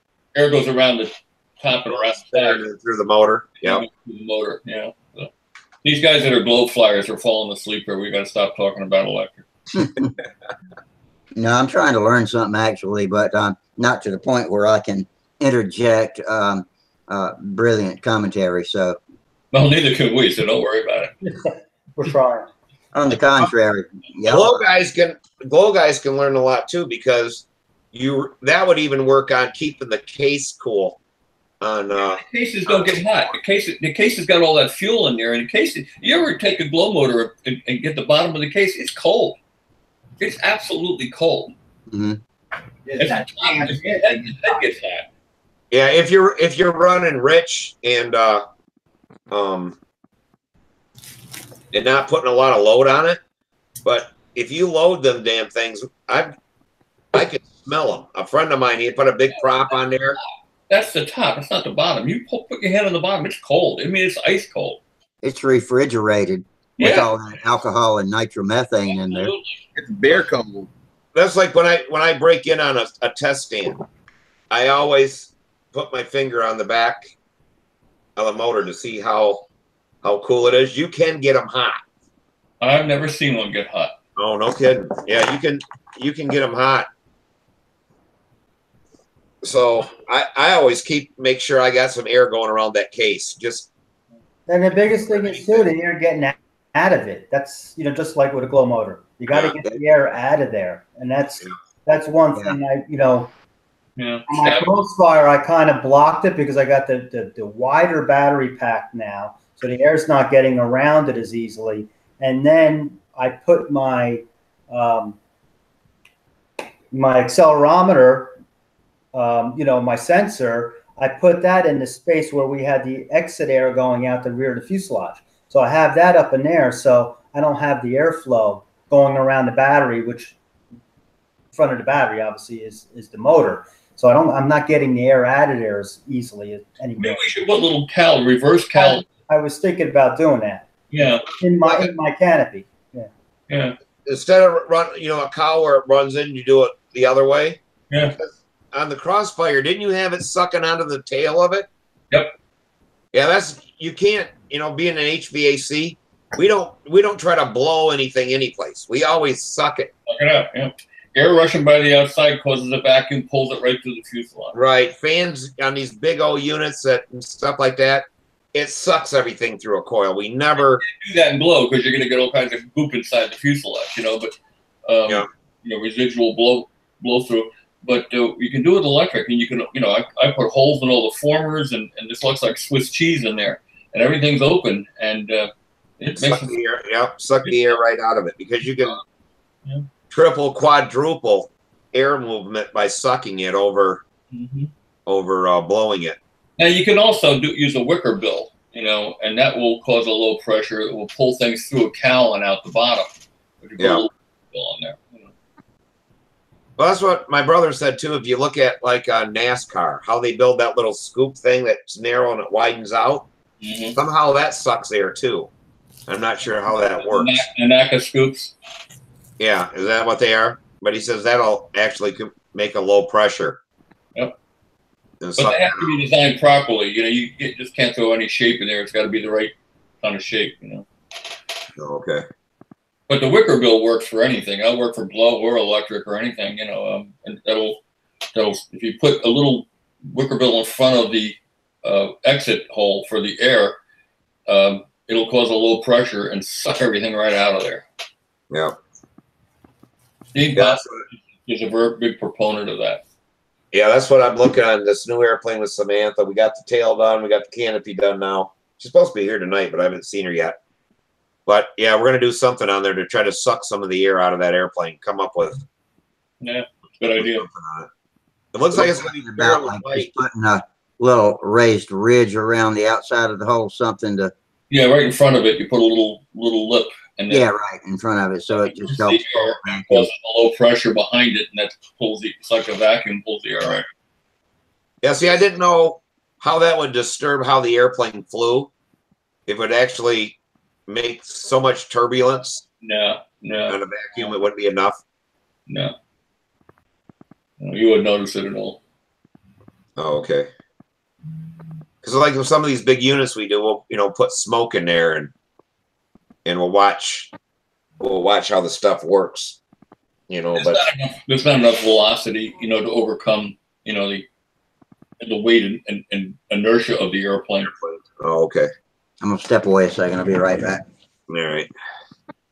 Yeah, this new airplane with Samantha's we weighed everything except the wheels, the prop, and the spinner. Now it'll be ready here anytime for covering, but it weighs 46 ounces. Wow. That's battery, motor, ESC, and that's even with this 1 ounce thing in there. Yeah, I bought that exact one too, Steve, and I didn't like how it looked, so I wouldn't put it on my plane. That's why I got the the Dean's looking one, the Dean's arming plug, and that's a cleaner setup. Looks better. Yeah, I went to those two. After a while, I stopped using the jumper. The jumper does work, but you're going to get spark, and you're going to get spark with any of the Dean's ones too. Yeah, that's why Igor puts that. I have to look. It's pretty simple how he does it. He puts it on one of the wires or whatever. He puts it on a little diode on it. Yeah. Capacitor in there or something. Yeah. A little capacitor, a little something. It'd be real easy to do. And he puts it on just one of the ESC leads there and plugs it in or whatever. So I got to look at that again. I want to do that. But we'll see how much we use for finish, because we get these bigger batteries, we're going to start welding these things, Yeah. Well, that was, why Samantha lost a flight there in France, was because of that one connector went bad. And that's where we plugged in the battery every time. Right. So I have a feeling the spark is what screwed that up. Yeah. So I went, luckily I ended up cutting one of my charging leads off, and for some reason I bought an extra one, because my charger will charge 2 at a time, but I bought a third one. End up cutting that off, unsoldering that back in on our airplane to make it go. But it was like, damn, glad I had that. But the only thing I can think of that ruined that is where the battery plugged onto that every time, and it sparks. That was the problem. Yeah. Well, gentlemen, I'm going to have to sign off here because I got to get up early and go open his store for him tomorrow. So, all right, music store? Or? Yeah, it's a guitar brokerage, but it has a storefront, and he has to go to a knife show with a friend of his, and he wants me to watch his store for 5 hours. He couple $1,000s on a Saturday afternoon or during a Saturday, so he doesn't want to lose those sales. Yeah, really. Well, that'd be kind of cool. Get to talk to people. That's all right. You get to sit there and play guitar all day long, and that's what you get paid for doing. Yeah. People walk in and hang out and play, and then they buy something. So he's got some pretty cool instruments in there. Some real rare things. And we've been doing a lot of repairing of guitars too. Somebody broke a Les Paul Custom, which is probably about a $9,000 guitar, and he's a pretty good craftsman. He glued the headstock back together, and I took some epoxylate and put in there, and or well, not epoxylate, but what's the other stuff we're using now? Oh yeah, the blue stuff. Yeah, super fill. Got that all smoothed in, and I primed it, and then I painted it, and then I cleared it and buffed it, and you couldn't tell the thing was broken. Of course, he's very honest. He tells people, anybody who looks at it, says this was broken, but we fixed it. So we're going to do more and more of that kind of stuff. So that's kind of fun, and he pays me for doing it. So that's it's a little sideline. Yeah, get paid to play. That's paid to play and paid to fix them too. So that's good. Yeah. So, that's cool. You get to mess around and do stuff like that. And all right. Well, listen, Tom. If you want me to come down one day and just hang out, and I'll feed the wood through, because I got another couple of hundred pieces to bring down too. All right. Tomorrow I'm going to well, you have to work, but I'm going to the Rutgers game tomorrow, and when I get home, I'll start. I still got to change that belt. I didn't get a chance this week. We had some. Yeah, then you got to going on at home. So you got to sand the platen too, right? Right. Then I'm going to sand the piece of oak, and then we can start running the sheets. Well, if you want me to come down next week or something, I'll feed them through. Yeah. You cut your own balsa now, Tom? Well, Bob has, I don't know, he brought over, 400 sheets of 16, Bob, or something? Got another couple of hundred sheets. And we're going to take them down to, what was it, 3/64? Oh, 45. 45, yeah. And I have this big drum sander, which sands pretty accurately. Beautiful. Yeah, we checked them from end to end, and they were within a couple of thousandths of an inch. So he's taken some of maybe his wood that he wouldn't normally use, and we're taking it down for our own wings for, Oh, okay. If I'm going to use 16, I have a standard. I say inboard wings no more than 9 grams per sheet for 3x36, and for outboard wings no more than 10 grams. So you're putting a little tip weight in the airplane as you build it too. You're actually building outboard wings slightly heavier. But anything over 10 grams per sheet, I don't use. And you can use them for rib stock, for making built-up wings, or you can sell them to the RC guys. But years ago, back in the 70s, I used nothing but 045. I had to cut that way, and it worked fine. All our big 720 square inch airplanes were 045 sheeting.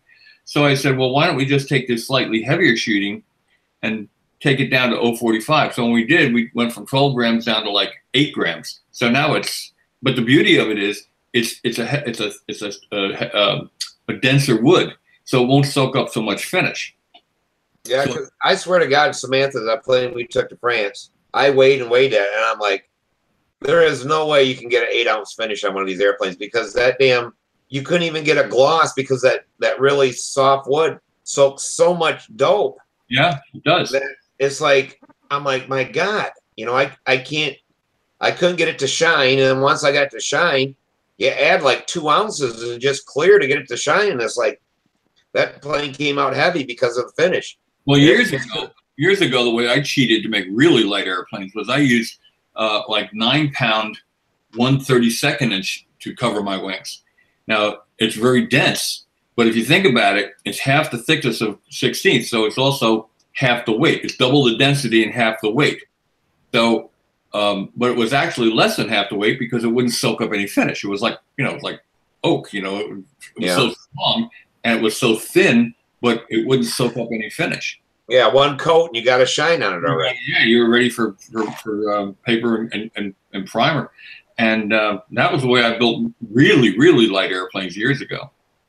Well, that's why I took that wing you made and I put that carbon fiber in it, because it's going to be covered with Monaco. I put all the strength in the wing, and you don't need the strength from the covering. Is how I figure. We'll see if it holds up. But yeah, I mean, you grab that wing now and try to twist it or flex it with that carbon in there. It doesn't do anything, and it only added, I think, 10 grams to the whole wing. Both, putting it in there, and it just made it stiffer and crap. So I'm going to do monocoat, and I know that's only going to add a little over an ounce to the finish of the wing. There you go. All right. Well, I'm going to jump off, and so give me a call, Tom, if you want me to come down next week and feed that stuff through. Absolutely. Like I say, I got another 2, maybe even 250 sheets to do. So. Yeah, once we get going, it'll just be, Yeah, just feed 10 seconds a sheet with a shooter right through. So we'll 10 seconds times 4 or 5. Well, let's see. Yeah, it's a full day. It's going to be a full day. Yeah. All right, guys, have a good one. Enjoy. Make sure you wear some good respirators. Yeah. Also dust. The last time we did that in your shop, it took me, an hour to clean your shop, Yeah. I said, I'll clean it up for you. Then I started looking around, man, we make dust all over the place. That balsa dust is so fine that it just goes right through the shop vac. It just goes right up and clogs the filter. Well, yeah, you figure if you have a stack of wood this big and you make it half the size, you got that much dust. Yeah, exactly. Yeah, it's true. It's true. All right, good night, guys. Good night, Bob. Yeah. Don't people use hairspray to keep dope from soaking in? On wood, could you do the same thing, and so you don't use so much? Steve? Now what? Don't people use hairspray to keep wood from soaking up so much dope when they're... Yeah, I guess you probably could. I never think Bob does it when he does the Z-epoxy. He'll put on he'll spray with Aquanet first. And yeah. So the Z-epoxy doesn't get soaked in. You're right. That stuff's told me, and I didn't listen to him. He told me when I was finishing my Crossfire, Tom, why don't you just do a real thin dry coat of Z-epoxy over the whole plane? And I was afraid to, because I was afraid I was going to add too much weight. But I mean, I got light wood on my plane, and it first of all, the plane's too damn soft. When people pick it up, they're dented. Yeah. And number two it did soak up some finish, So I mean, I don't know what my finish ended up being, but my target weight was like 61 ounces for my Crossfire, and I ended up at 64 battery on board on the nose. So like anytime I go to a contest, I'm worried that somebody's scale is going to have me over 64 ounces. And I went to Rodak the first year, last year, the first year I had it finished. And when I put it on the scale at Brodak, it was 62. So I was in favor of the way I wanted to go, but it just makes me nervous, I always have a set of 014 solids with me in case I got to fly it on solids, which hopefully Z-epoxy is just finishing resin. Yeah, that's that finishing resin that you guys were talking about the other night. And it sands really great. And, you put it on so dry. I mean, even when I did my combat planes with it around the noses and stuff, the engine compartments, and then I do the toilet paper, roll the toilet paper over it, and it's totally dry. It's like no way. I just can't see doing a whole plane with it. That's what I'm afraid of. Yeah. And the only thing about the hairspray is that you'll love that. That's my favorite. I like that better. Bob Smith, is this essentially the same thing as the Z-epoxy? Yeah. I bought a lot. I found it in half the quantity for half the price on eBay the day after I bought this at the hobby shop. Oh yeah, I'd be buying mine from Hobby King, but they don't sell it. They don't sell the finishing resin in the big containers like that. They sell all the other stuff, and it's like half the money off of Hobby King than what you pay from the hobby shop. I just got mine. I just bought Z-epoxy last week because I was down to maybe a half ounce in each bottle. I got it on Amazon. I pay $122 a year for Amazon Prime. I might as well use it. Yeah. So, it was I don't know, $15. No shipping. So, and I got the large bottles. Yeah. But you gotta watch, you know, because you always talk about how long is it on the shelf. You know, you don't want to get it and it's already old. But seems like it's pretty good. If you ever, you know, get a chance, because you can, you know, you can get it from Brodak or whatever too. But try some of Bob Smith stuff. Yeah. I mean, my brother, well, we always use epoxy. For some reason, I couldn't get it, so I got that and I used it. I'm like, this is better. Yeah. And my brother was like, oh, I'm only going to use the epoxy until I was helping him on an airplane. That's all we had. And he sanded out when he got home. He goes, I can't believe this sand's better than epoxy. Yeah. And I think it does, but I use it to hinge and everything. Oh, do you? Yeah. Well, let me ask you all this. Since my Cardinal is still completely bare naked wood, while I'm building it, if y'all got good suggestions about what maybe I would use that to my advantage in building. I was planning on putting fiberglass on the nose, but what else do you think? Do you think I should card off a real light coat all over the fuselage, like you were talking about, Tom? Are you going to completely paint it? Yeah. Well, not the wing. The wing's going to have monocoat. Okay.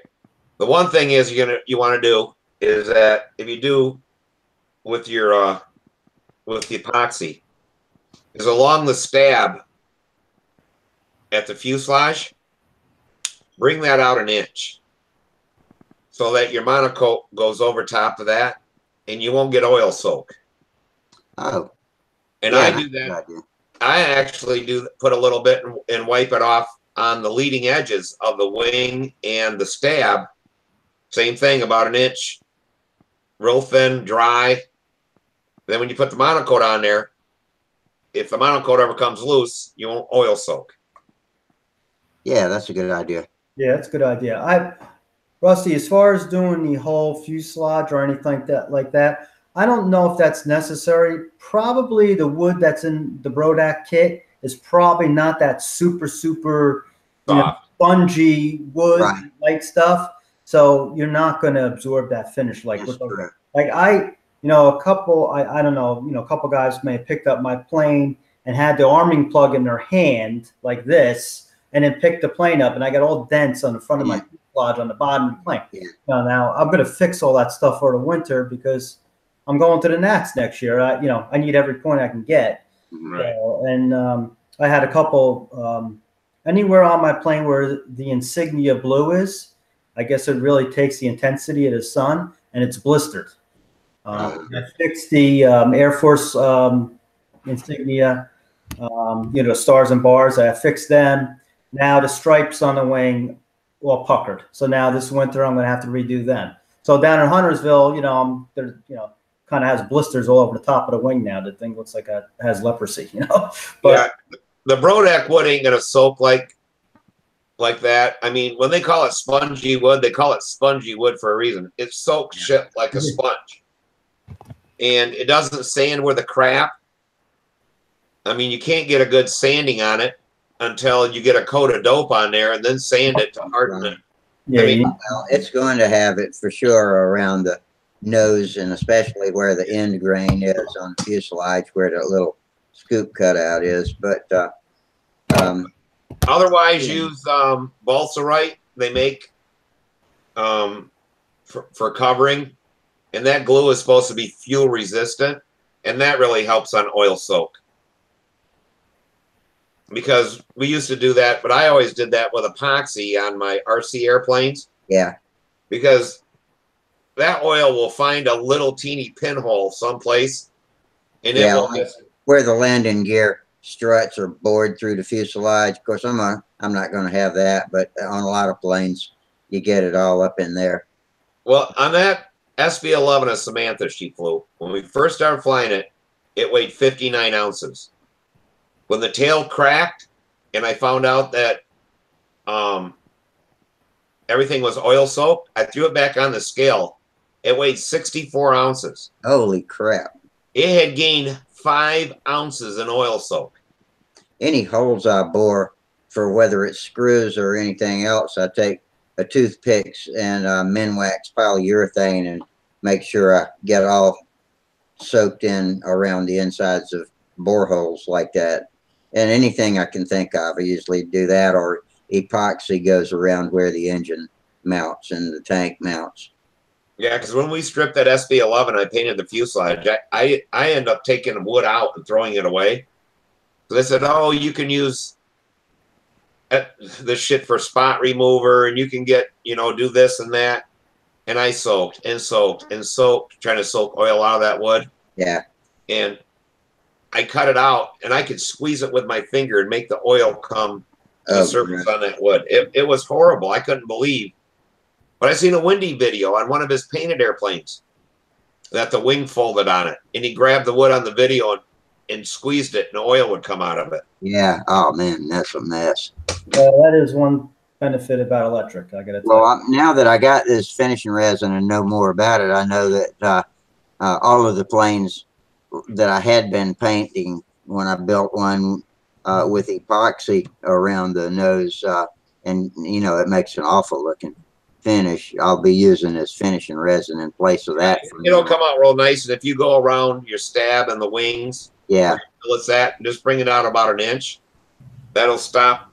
And roll the toilet paper over it, Rusty. It really works. It really soaks up, you know, on the toilet paper. That is a great trick. I learned that on Stunthangar. Doing what now? Just take a toilet paper roll and keep rolling it over when you when you card out the finishing resin. Just keep rolling it with the toilet paper and keep tearing the wet stuff off and keep rolling until the plane is perfectly dry. And you can touch it. You can touch it, and it doesn't. Nothing comes off on your hand. That's how much finishing resin you need. That's all you need on there. Okay. And then just, you know, sand it smooth. You're done. It's great. Are you going to paint the fuselage and monocoat the wings and right? Okay. Do what Jamie did. Do use that 2K clear. Buy a can of that. That stuff is awesome. I love that stuff. Yeah. Oh yeah. Oh yeah. And Jamie, I pulled the can out. I originally did the hatchet in August. I did around the engine pod. I had just did it. I ended up, I went to clean the hatchet before I was going to take it to the contest on Sunday. And I was using Windex on it, and I'm spraying the silk. It's all silk plain. Spraying the silk with Windex, and the Windex is going right through the finish. I'm like, oh shit, I can't fly this thing Sunday. Now I'm upset. So I said, wait, I still got the can in the freezer. I went out and got the can. It was a month and a half since I used it.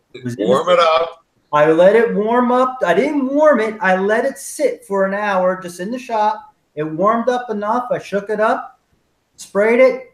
It's not perfectly smooth like it lays down when it's fresh, but I mean, you could look in the video of Al said, I mean, the finish on the thing looks fantastic.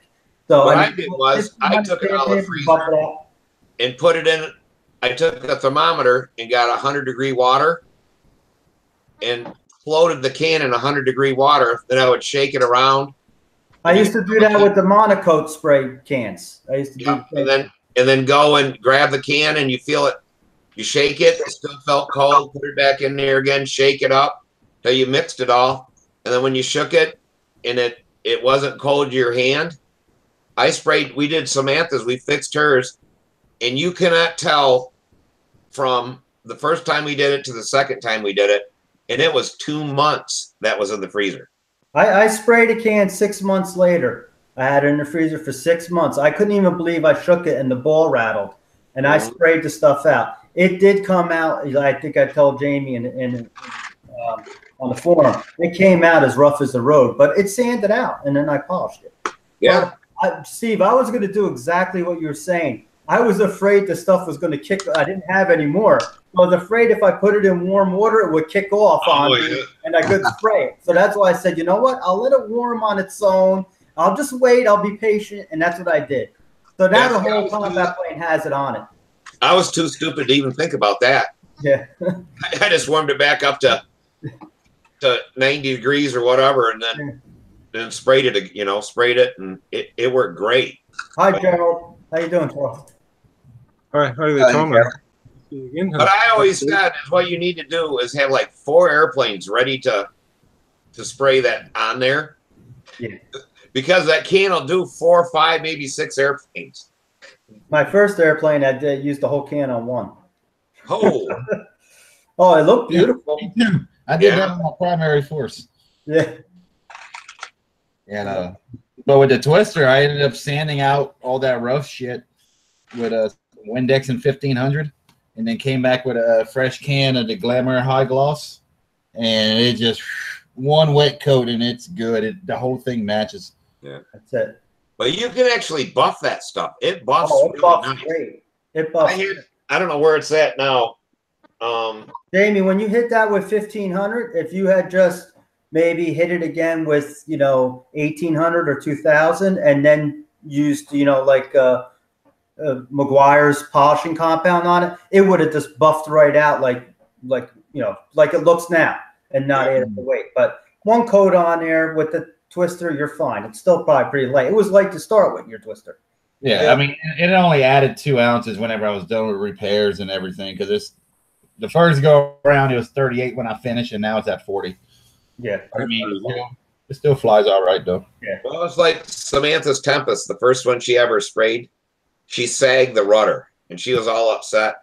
So this way today, it says you can polish after a day, and I took 600 and blocked it and got most of it, and then dropped to 1500 and then 2000, and we buffed it out, and you can't tell there was a sag on that rudder. Yeah. It really comes out nice. I mean, you can never tell how to do anything with that rudder. Yeah. If you're willing to, use a little elbow grease, it'll do anything you want it to do. Yeah. It buffs out way easier than dope. Yeah. I'll tell you that. I buffed on dope and buff, and you got to let the shit set for like 2 months till it gets hard enough that it'll buff decent. That's after one day. That stuff is so much easier to buff than dope. Yeah. I mean, my Crossfire is all dope. It's just that's all it's on is dope. And I hand sanded that and buffed it, and it was a lot of work. It's a lot of work, but it's easy. A lot easier to repair. But God, I hate working with dope like that and getting it to really shine. Yeah, yeah. I was afraid, and rightfully so, that I was going to get trigger happy and not lay off the trigger. That's why I didn't use Bob's system, the automotive paint on my Crossfire. I said I think the dope will be a little more forgiving for me, being that this is really my first real stunter. I wanted to, have that leeway. I tell you what, Tom Creasy using water base really works. Yeah, that might be what you want to think about too, Rusty. No, I don't know. I'm not so sure you could make a really beautiful plane with colored stripes and designs, because his warbirds look fine. But what do you think about one of our stunt ships? I did an experiment. I bought one of the when Brodak had the Ultra Hobbies Easky Noblers. I bought one and left the the SLC covering on it. And Bob had just told me that Phil Granderson was experimenting with house paint, latex paint. And I said, give me the formula, I'll try it. That whole Gieske Nobler I have is got latex paint on it, and then I used the 2K clear to clear it. Came out great. I wet sanded it just as you would automotive paint or dope before I put the clear on it. I worked with it just the same way as I would any other finish, and it worked great. You got to be careful. The sandpaper is a little aggressive on it when you wet sand it, but it works fine. The hardest thing to do is not get bleed through on your tape lines. Maybe the frog tape might be the way to go with that. Maybe the what? What's that? What was that last thing you said? Maybe what? The frog tape. You see they have that sealing tape. Yeah, I got frog tape. Yeah. So, I mean, that might be the thing to do. I was using the blue tape for delicate surfaces, which I had really great luck with using that with dope. But I had some bleed through on the Nobler. But other than that, the finish weighed nothing. And I went to Sharon Williams and I bought sample quarts. They're quart sized containers. Sample. I bought red, white, and blue. Each one of them was $4.99. I didn't even use 2 teaspoons of paint to paint that Nobler. Yeah. There was no weight added to the plane at all. My Nobler is 45 ounces. No, I'm sorry, 42 ounces. So it's super light, finished. But if you get on Google and look up at for SEMA car shows or whatever, these guys doing these fancy cars with water-based paint now. Yeah, it is unbelievable. The shine and what they're House of doing. Color has all those water-based paints now, but this is cheap. Oh, Right. Your thinner is windshield washer fluid. That's what you're thinning the paint with. Wow. Put it through the gun. I sprayed it with a regular spray gun. My newest favorite, and I haven't gone to using a spray gun yet. I'm next time I get to Harbor Freight, I'll be set up for it. But is Duplicolor acrylic lacquer, the perfect match automotive paint and the car colors, and it's just like dope as far as I can tell. It's dry as soon as it hits the surface, and it's perfectly compatible with Brodat clear dopes. Yeah, and there's another way to go. I did put on the forum that one of my daughter's girlfriends had got a brand new car, and her father bought it for her, and she scraped the curb. She didn't want her father to know, so she came over to the house. Mr. Luciano, can you help me with my car? I said, sure. And I did some work on something else before. The Napa by me mixes any car paint in an aerosol can. Yeah. Yeah, so you can get, this was metallic black, okay? Mix in an aerosol can, you spray that on, and I used a little bit of that 2K clear that I had in the freezer, and I cleared the whole front bumper for you. You can never know that the car was hit. So that's an option. The only thing is the can of paint is $27, but it's probably enough to trim 3 or 4 airplanes. Yeah. It's base coat, clear coat paint. So that's another option if you want to, maybe take your finish up on the next step above, say Rust-Oleum, where you have, better colors to choose from. Yeah, I've graduated from Rust-Oleum. Back in my half-A days, that was my go-to paint, but I've learned a little more about it now. And I do like that Duplicolor lacquer. It's really light and it covers well. Yeah. If I had more practice with the house paint, I would have did my Crossfire with the house paint. That's how confident I am about how it'll come out. But you need a junker plane. You can't be doing it with your nice stunt ship. You gotta be able to get that latex in a bright blue. It can't be a pastel blue. That's the only thing that I looked at is getting bright enough reds, bright enough blues. Well, my red, I picked real red. I figured that should be red, right? It came out, it's like a rust color. It's not the greatest red. The blue is very nice. Oh, okay. And that's, it's not as dark as an insignia blue, but it's like a true blue. If you pick the right colors, you can get, and the white is really nice and optic white, and it covered well. And again, it was light.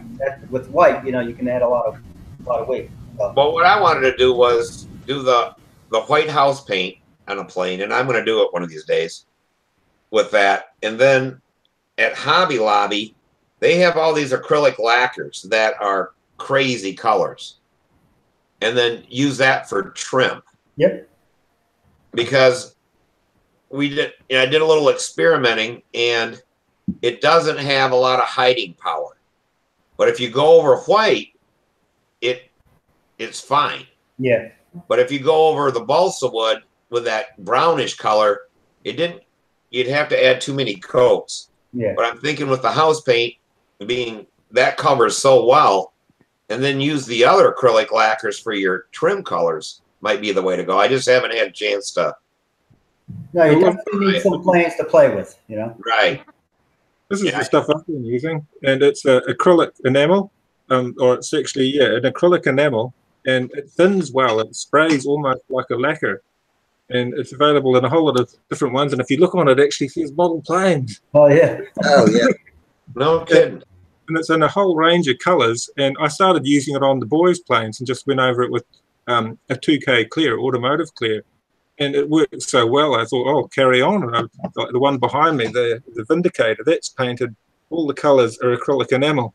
And other ones, the boys' Wildcat and the Kawasaki the scale models are all painted with the same thing. And I've just gone over it with clear. And some of them, I didn't even bother clearing them. That acrylic enamel is pretty fuel proof anyway, isn't it? Yeah, this stuff, when it gets raw fuel on it, it will peel. But if you just fuel proof round the motor, you'd probably be okay on the rest of the model to leave it as it is. How much does it have real good coverage where you only use like an ounce to do a whole big? Yeah, definitely, because Otto's his Hellcat that we did for the last Nationals, the 2-day effort Hellcat that we made with the KMB 40 on it, we coated it with a 2-pack clear over the balsa just to seal the balsa, and then we gave it 2 coats of the acrylic enamel, and that was it. We stopped there, and some of it didn't even get 2 coats. Underside of it didn't get 2 coats, it only got 1 coat, and that we kept our finish down to like 2 ounces. It was extremely light, our finish. Wow. And it was a reasonable. You put the 2K clear to seal the wood, huh? Yeah, we know there's no grain fillet. This was a real rush, so we just used the 2K, mainly around the fuselage and the tail where it would get wet. And we sealed all of those. And then because the wings on it had a cardboard covering, they didn't really need sealing. So we were able to use, had a foam core wing with cardboard covering, a thin manila card covering. And that worked well. The only problem was when we flew it at another event later on, it got wet, and then the cardboard covering, the water got through the cardboard covering, and it started lifting the covering. But otherwise, it was a very, very light finish. Yeah, that's a good idea. Yeah, there's a lot of things out there. We just got to try them and keep working on them. Yeah, well, I've done all different types of finishes since the 70s, since I started building, and I have to say the acrylic enamel's the easiest and the cheapest, as long as you've got enough 2-pack round the engine, round where it's going to get wet.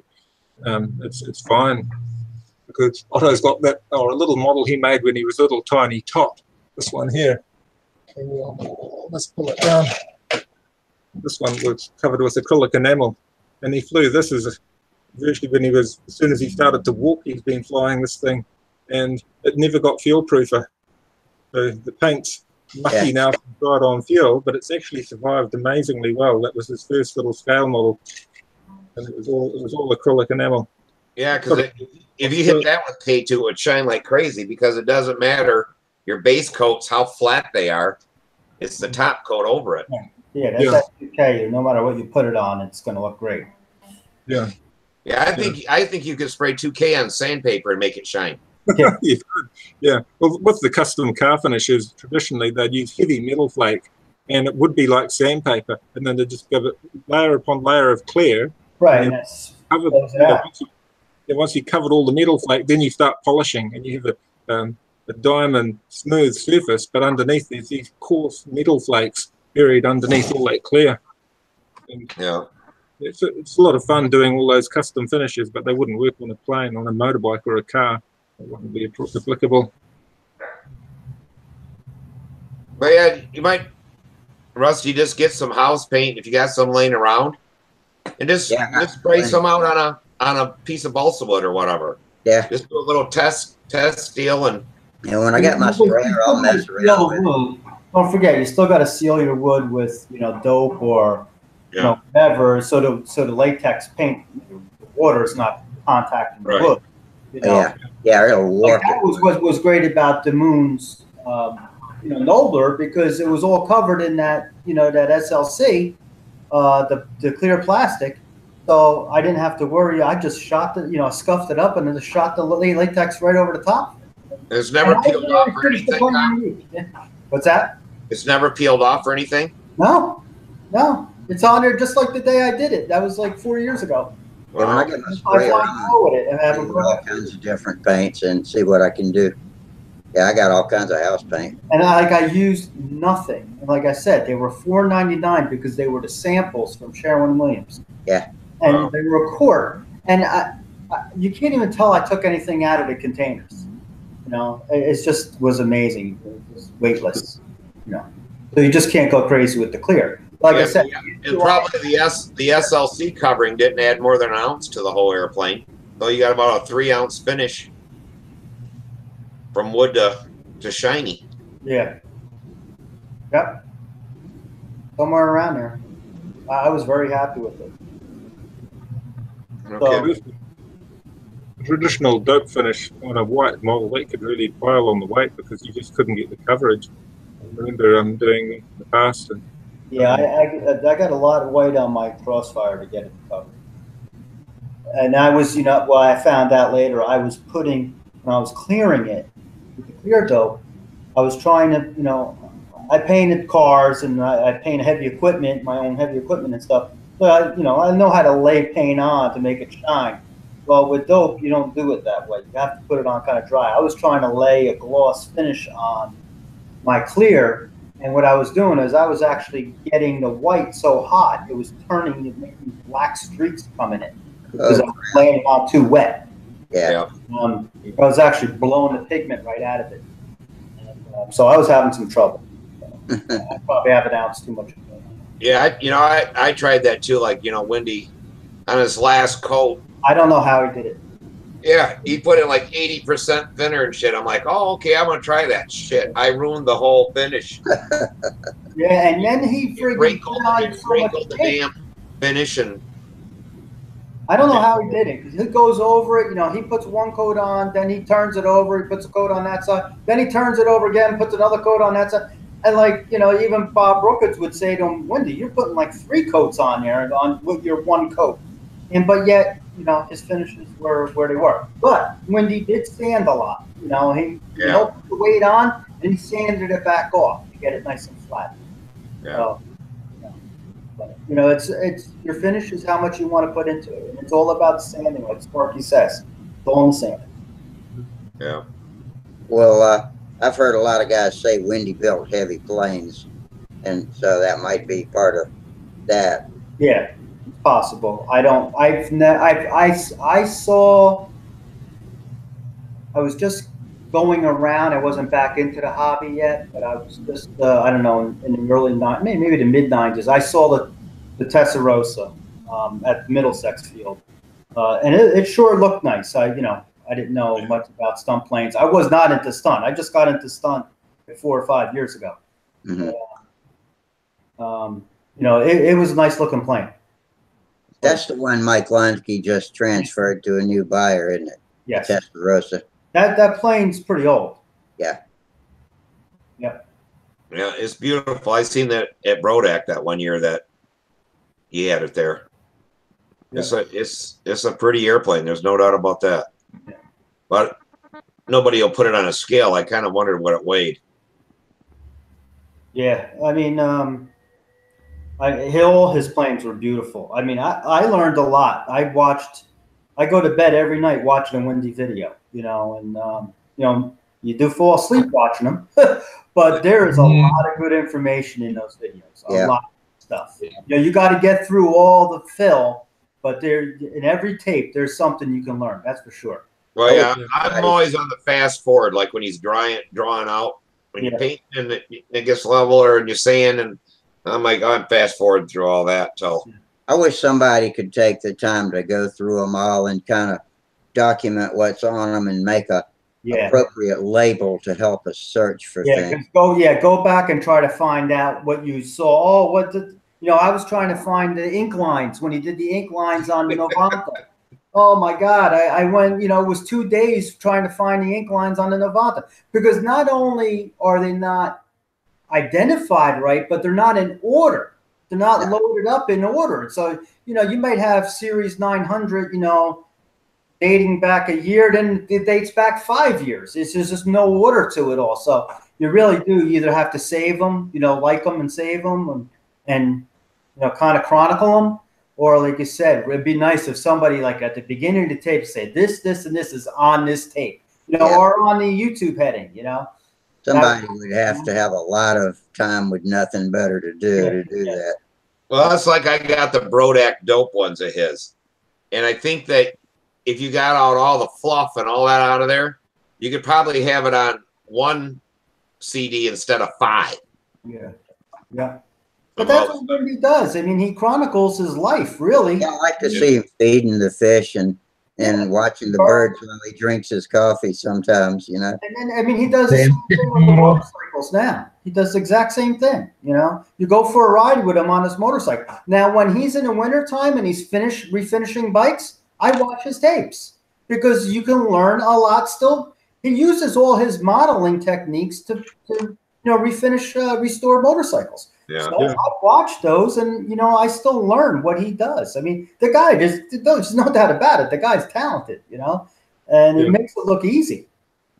What did he do for a living? I don't know. I forget. Someone told Bob me was really close with him. Bob would know. Go talk to Bob. He was very close with him. Bob used to ride motorcycles with him all the time too. I never knew he was Jewish. Really? Yeah. Well, I don't know. I never actually met him. If you watch some of his videos, he's talking about Hanukkah. His wife is. Oh, his wife is. Yes. Oh, okay. So I think they celebrate both holidays. Oh, okay. Because I seen him eating special food, and I'm like, man, I never knew he was Jewish. Yeah. You know, but he had a Polish last name. I'm like, well, maybe he's a Polish Jew. Yeah. Yeah, I believe his wife is. But I don't, like I said, that's all. I only learned that from the videos. I never actually met Wendy. Actually, I shouldn't say that. I would remember meeting a guy at a model airplane field named Wendy more than he would remember meeting some guy named Tom, right? Right. So, 1988, I said we had stopped flying control line in like the mid to late 70s. 1988, I can remember it. Garden State Circle Burners was having a contest, and I decided to go up there. I grabbed the Voodoo, and I went up there in a carrier ship, and I flew carrier. And then at the end of the contest, I flew my Voodoo, and I met this guy, of course, named Wendy. He was a very talkative guy. He was trying to sell me stuff. He had a van there and everything. He was selling stuff out of his van. And I met a guy named Wendy. I didn't know who he was. But I always remember meeting a guy named Wendy. And then I came back into the hobby, you know, like in 2010, and I hear all about this Wendy guy. I said, oh, I remember him. You know, but he wouldn't remember me. So. Well, that's the same thing. You know, I met Wendy. He wouldn't remember me, but he talked to me a lot. But he was always talking with Samantha. He remembered Samantha, but he won't remember me. But I met Wendy through Samantha. Yeah. You know, so, you know, and he hung around John DeTavio, but yeah, he wouldn't know who I was. He probably kept an eye on Samantha while she was going to France and all that kind of stuff. Yeah, he may have, you know. I mean, he was helpful on engine runs and stuff like that when we were at Brodak. But he was only there the first year we were there, and he left early because his grandson was born. But for 2 or 3 days, you know, he was talking about line length and engine runs, and we had that little FP20 on that flight streak. You know, and everybody was helping her, and you know, he was helpful. You know, you know that was that same day in 1988. It was like October. It was their fall contest that Circle Burners at, and I went up there, and I guess my name triggered a lot. My father was a big combat flyer, carrier flyer. Everybody knew it. Okay. You know, in New Jersey, in the area, and you know you see the rumblings going around the field, and this guy walks up to me and he goes, "Hey kid, you look like him. Can you fly like him? You're Mike's boy, right?" I'm like, "Yeah, I'm Mike's boy." And it was John. That's like this good-looking guy. I mean, he was like a sharp-looking guy when he's probably in his 50s then, right? 88, I don't know, maybe yeah, probably upper 50s. And this like sharp-looking guy comes up to me and he starts talking to me. I'm like, I have no idea who this guy is. And then he goes, "You tell your old man John D says hello." Right? So I go home. I said, "Some guy named John D says hello." And he, you know, my father knew exactly who it was, you know. But yeah, that's how I met John today. And he remembered it's crazy. but I met him 20 years later. I forget who had pictures of John at Brodak when he was, I don't know, like 40 years old, and he's in a T-shirt, and his arms looked like he worked out. He was all real thin and muscles all over and stuff like that, you know, because when I met him, he was 80-some years old, you know. Yep. But they say he used to throw carpets up on his back all by himself and carry them in the houses and everything else. So all the carpets by himself.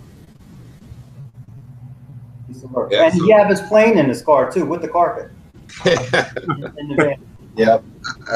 Back then, them guys always had a plane in their vehicle, I think. Yep.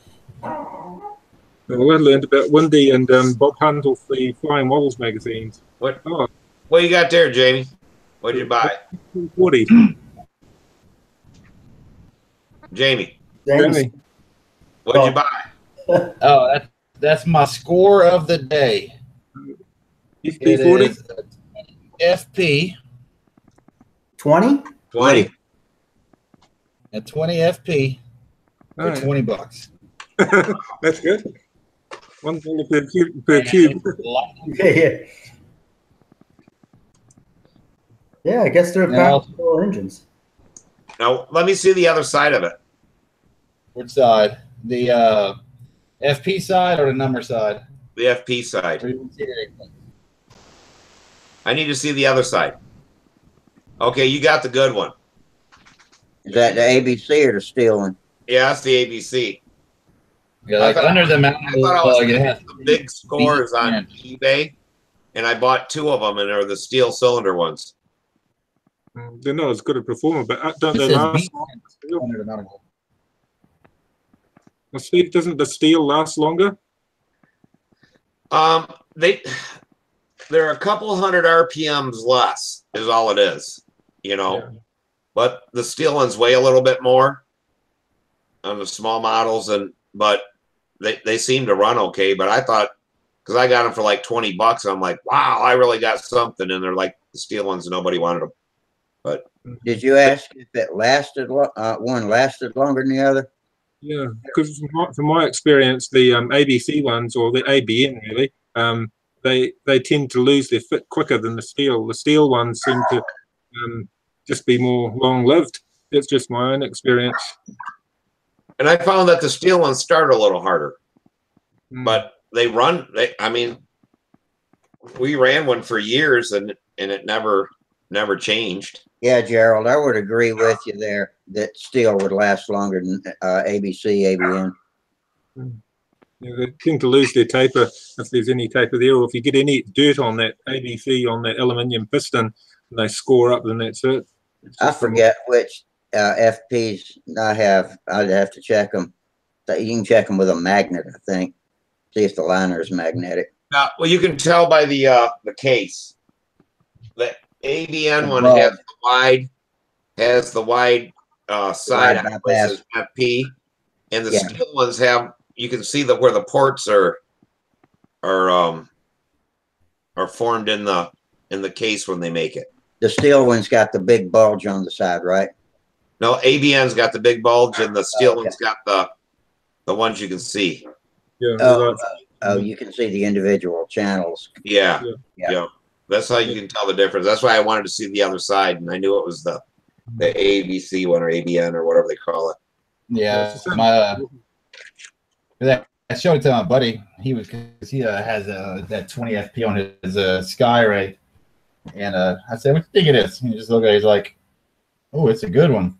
So I looked over at a guy selling an Elwin. I'm like, "All right, I'll take it." The one that I love the best is the Enya 19. Oh, I got one of them. That thing a 4.2 brake. Such a perfect brake. I love that little. I got 2 little Enya 19s, and the only thing I found is that you got to always add nose weight. They're lighter than the FP 20s. So if I got an airplane that is made easily nose heavy, then I'll put the Enya 19 on them. Them RSTs or whatever that.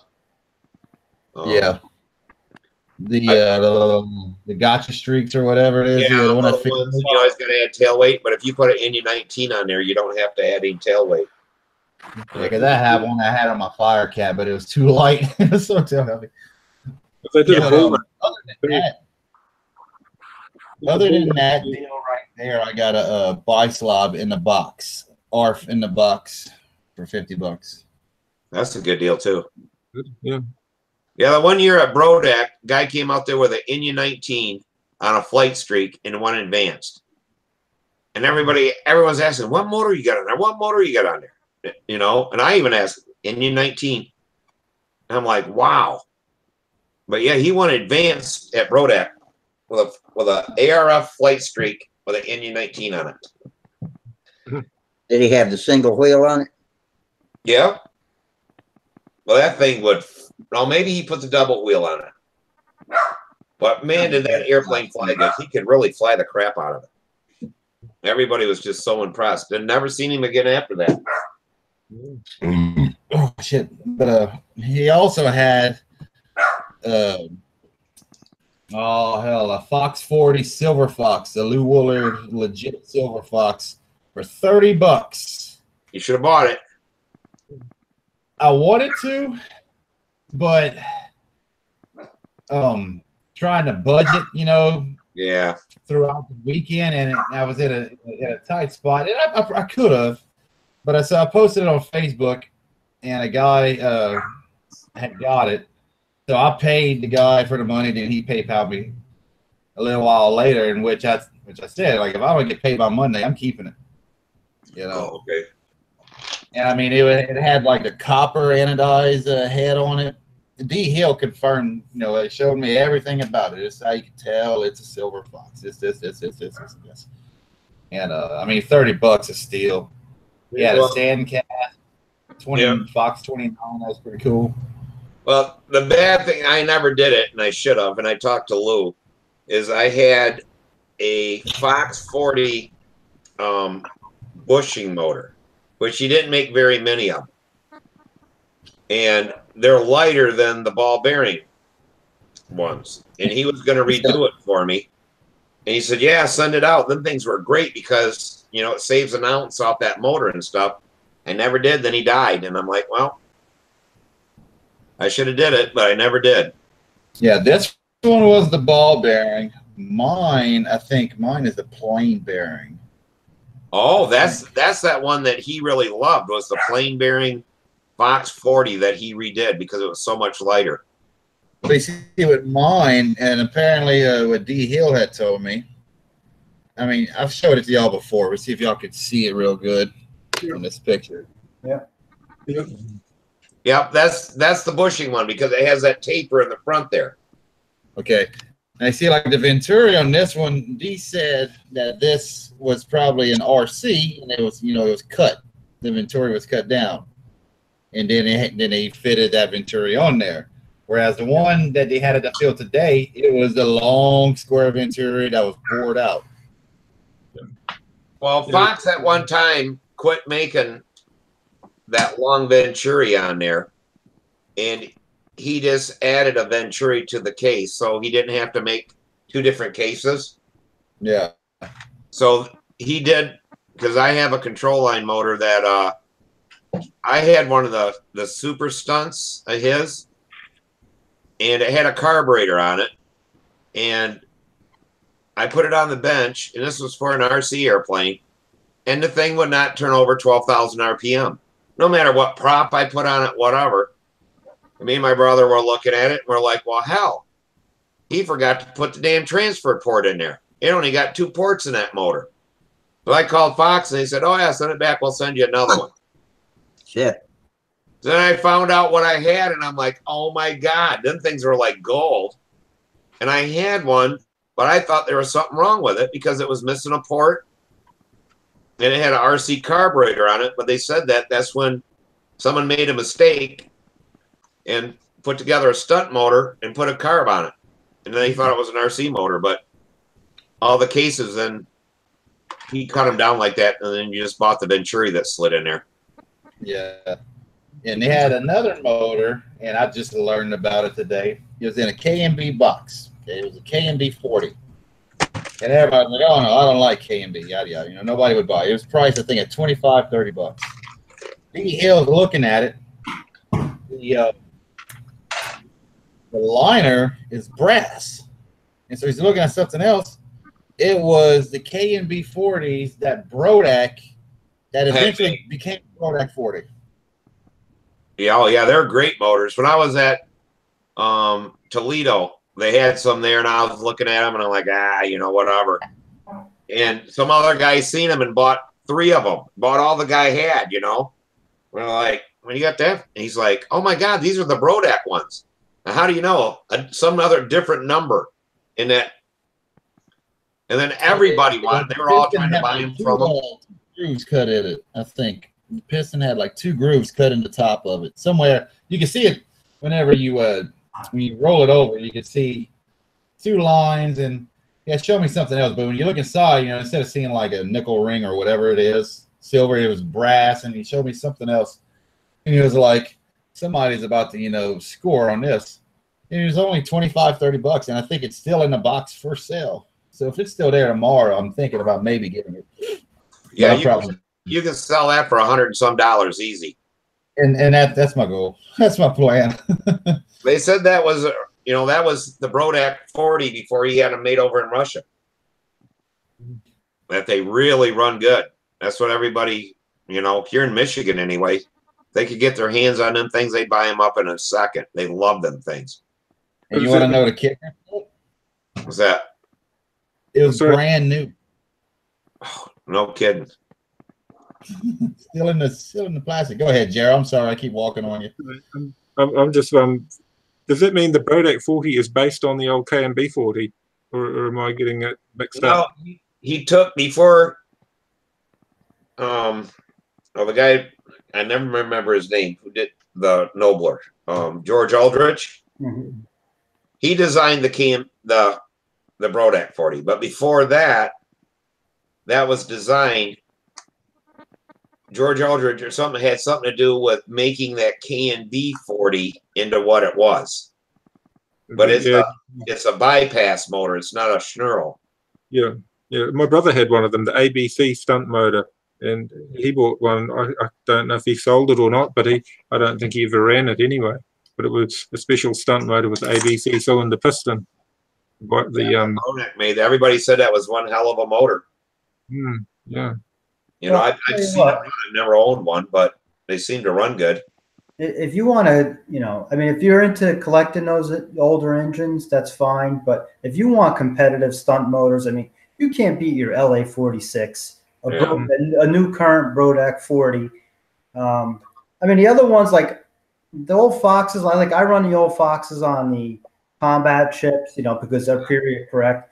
And I have like a 52 Fox 29 that's like in pristine condition that I'm going to build an international stunt winner for. But I mean, all those, you know, I mean, if you're into the collecting those engines, it's fine. But to use them, and if you want to move and progress in stunt, you got, you know, get something that starts easy, you don't mess with, and go fly. You know, the LA, perfect. I had a Vector, and I used to fly off a Stooge. I had a Vector with a LA 46 and it was 52 ounces. The thing flew unbelievable. Took me through intermediate. Well, actually, my Twister took me through intermediate. I started going into advanced with the Vector, and I'd probably still be flying that thing today if the Stooge line, I had a Stooge line hanging off the back of it, and it got hooked in the elevator on the reverse wing over and went straight into the ground. I had no elevator. But that was the most reliable. I never even touched the needle. I fly that thing for a month and never touched the needle valve. Just fire it up and go fly, and that's how you do good. It's too bad you can't get LA 46s. My LA 46 was so dependable. I flew my Cardinal all summer with one of those clear Sullivan slant face clunk tanks, and I figured out just from experience how much gas 2 laps after the clover was, and that's all I ever put in it, and it always cut off 2 laps after the clover. Boom, not even any warning. just and off. Yeah, if my needle changed in my LA-46, it was because my filter got clogged because I had 1 bad gallon of SIG fuel. I ran SIG 1020, and I would bring it up to 1022. It's the only thing I ran from gallon to gallon to gallon. It would never change. And then 1 gallon I got the fuzzies in the in the caster, and it clogged my filter up. I had a lean run. I'm like, what the hell happened here? And I took the filter apart, and it was full with the fuzzies. I had a bad a couple of good, quarts of SIG 35 half-A fuel back. It's been about 6 or 8 years ago now, but it ruined glow plugs. Yeah. It ruined every glow plug I had. Yeah, I got the same thing. I got 2 gallons of bad SIG fuel with the floaties from the caster, and they sat there for hours filtering that out into another jug because it would just, 1 tank full would clog up the little filter, inline filter with that crap. You had to take it apart, clean it, you know. So I finally ended up filtering the whole gallon and the other gallon. Did it coagulate like that again, even though you'd filtered it? No. Once you filtered out they look like threads. Yeah, exactly. Look like little pieces, like little threads. I've seen that. And yeah, I did the same thing. I used a paint strainer, and it worked fine. Yeah. And I never had a problem. But I was burning 2 cases of fuel a summer. I never flew so much. When I was flying that Vector, I probably flew 200 flights one summer, and I never flew that much. And but I love that plane. I actually have a Vector kit in my basement that I want to build for turbulent fields. Electric though. But I got my LA-46s. I won't get rid of them. I got 3 of them. I got one that Samantha flew for a couple of years. That was in a Vector, and I got all oil soaked and stuff. But I just ended up taking it out and letting the guy take it to the nest with him just in case he had motor problems. But that's going to go on something else because, like you said, you never had change. You didn't need a needle on it. It's like you could set it and then just break the needle off. Yeah. Amazing. You never had to mess with it again. I mean, and I didn't try to run mine in a 4.2 brake or anything. I ran it, like Brett Buck will tell you, I ran it in a wet 2. Yeah, same as we did. Bored through everything. Now Al's messing with him. He's using the Gardner piston aligner with the head. Now it's a 4.2 motor, and it's a good 4.2 motor, real good. His sounds phenomenal. So I have one of those setups as well. I bought one of the Gardner setups as well. But I have 150 flights on my one engine, and it shows 0 air. Yeah. 1 flip starts. It just you can't beat it. It's a great engine. And I prefer to run mine in wet too. Also, what's that? I prefer to run mine in wet too. Also, for one thing, that's the way it was originally designed to run. But I don't want to be wondering when I go to bang into that first wing over if it's going to heave itself up over me or fall on its face. And that's and plus keeping the same speed through the whole flight. But the only engine I have is an FP40 that John Tate reworked, and I think Steve calls it the Tater Hole 40. The Tater Bug 40. 4.2 brake. Oh yeah, he did good things with that. Yeah, that Tater Bug motor is a hell of a good motor. The FPs when he did them, but makes it run like a LA-46. My FPs, my LAs, I'll always just wet too. That's the way to run. But when I was in Dallas last year with Samantha, Rich Oliver was there, and everybody was talking, because he can still get, you can get a Rojet 40 or whatever. These guys are talking to him. He goes, the best engine ever made out of the box, you don't got to play with, is LA-46. It's easier to choose a prop when you don't mess with a 4.2 brake too. And he said, just use that. He goes, until you want to get into something where you're going to work with a pipe and try to get, ring out the most amount of power or whatever, you can use a Rojet or a PA. He said, but out of the box, best running motor ever made and it wasn't made for control line, was the LA 46. I agree with that. I mean, everybody used to say how well mine ran, and I ran it. They said you couldn't run it on a tongue muffler, it overheat. I ran mine. I opened up the tongue muffler. Dan Banjock actually said, Tom, open up, take a 16th drill and open up the holes a little bit bigger. And that's what I did. And I ended up, I was burning like 5 1/4 ounces for the pattern. Yeah. And that thing, what a grunt that thing had. That thing was great. And it actually ran really good with the 11.5 for APC prop they stopped making. They went to the paddle prop now. They used to have the more traditional APC style prop. That prop on the twister worked phenomenal. And I run a 12.4 on the 46. Well, now I run the 12 1/4, 3 3/4 prop, the paddle prop. But that other prop, the vertical performance was better on it. It was on the twister. It was really good on the twister. The 11.4 was great. But yeah, everybody has their different thing, and it's also about where you live too. Where you fly. So that's true. Well, what was that, Jake? I launched mine at 9600 back home. Yeah. And I've had that needle setting since the primary force even, it's 9600. The twister, 9600. And it's a flip it and forget it and go fly. Yeah. Well, I learned today it ain't like that over here. That's the same thing when you go to Brodak. Everybody has bad the overrun at Brodak.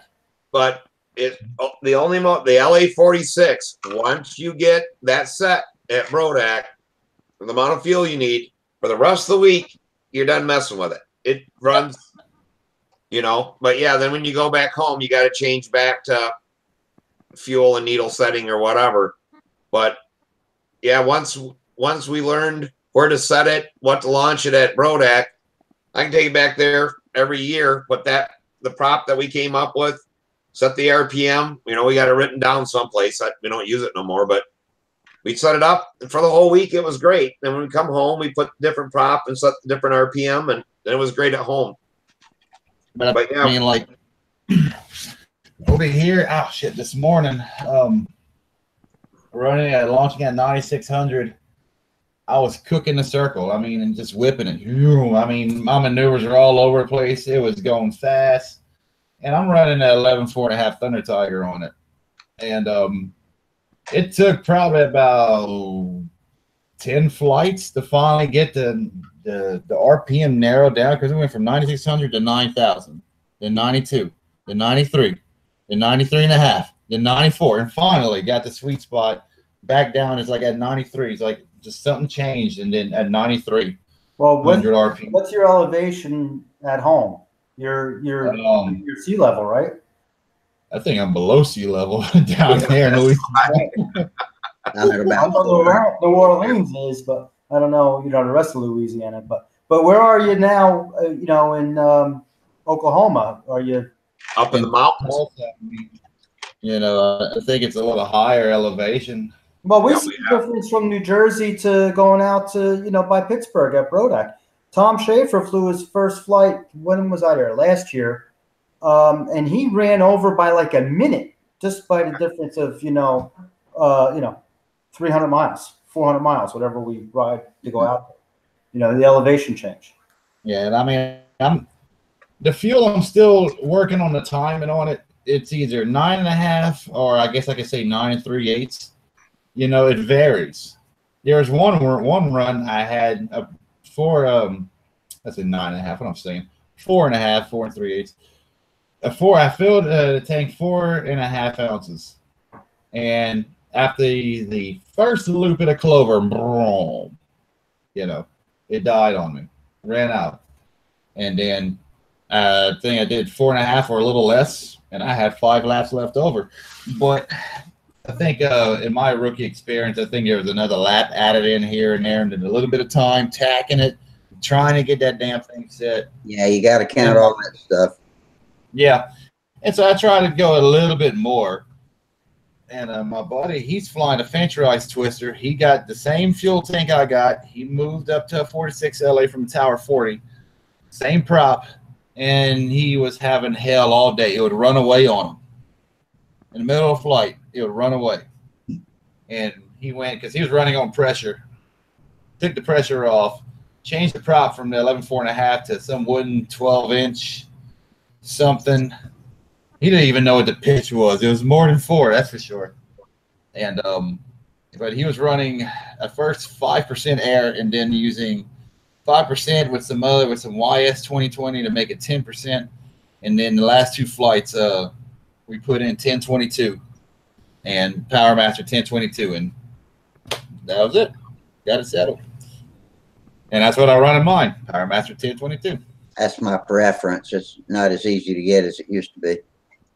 With a number 8 glow plug, OS glow plug. That's what I started flying stunt with. Now I use a Thunderbolt or a Enya 3. Enya 3 is not quite as long. See, everything. Tell you. I run what comes in a LA-46. When you buy one, It's A3. huh? It's the A3. Is that what comes in at an A3? A3, I think the A3 comes in. What's that number? No, it's a number 8. That's the only thing I run in control line is a OS 8. That's an A2, isn't it? No, it's I think it's an A3. I think the number 8's the same as an A3. I think I had them both. I'm pretty sure they're the same. But I run the number 8 for the RC deal, and there's something about that when we used to fly RC. We always said when all else fails, put in an 8. It would solve motor runs, and it does. A buddy of mine had problems with his Rojet 67 at Brodak. It'd run good at home and all that kind of shit. Wouldn't run good there, and he was overrunning and this and that. I said, put this plug in there and try it. And he's like, what is it? I said, if I tell you what it is, you ain't gonna like it. So just put it in, so see what it does. So he flies it. He goes, man, that thing flew great. Everybody's like, what plug is that? I said, OS 8. He said, that plug's too cold. I said, well, it seemed to run good in there. And they said, well, an 8 is a cold plug. I said, cold compared to what? They call it a medium, don't they? They call it a medium. What medium compared to what? Yeah. Is medium compared to their stuff, but it might not be a medium compared to somebody else's plug. Right. You know, the plug than like a KMB plug's longer. The OS is like a medium length, but maybe an engine will come out as being a hotter plug because it's shorter. It'd be partly shrouded by the head. The Enya is about the same length as the OS plug too. And what it is, you can run a OS 8 richer, and it won't flame out on you or whatever. There's something how it's designed up inside of that glow plug that makes the difference.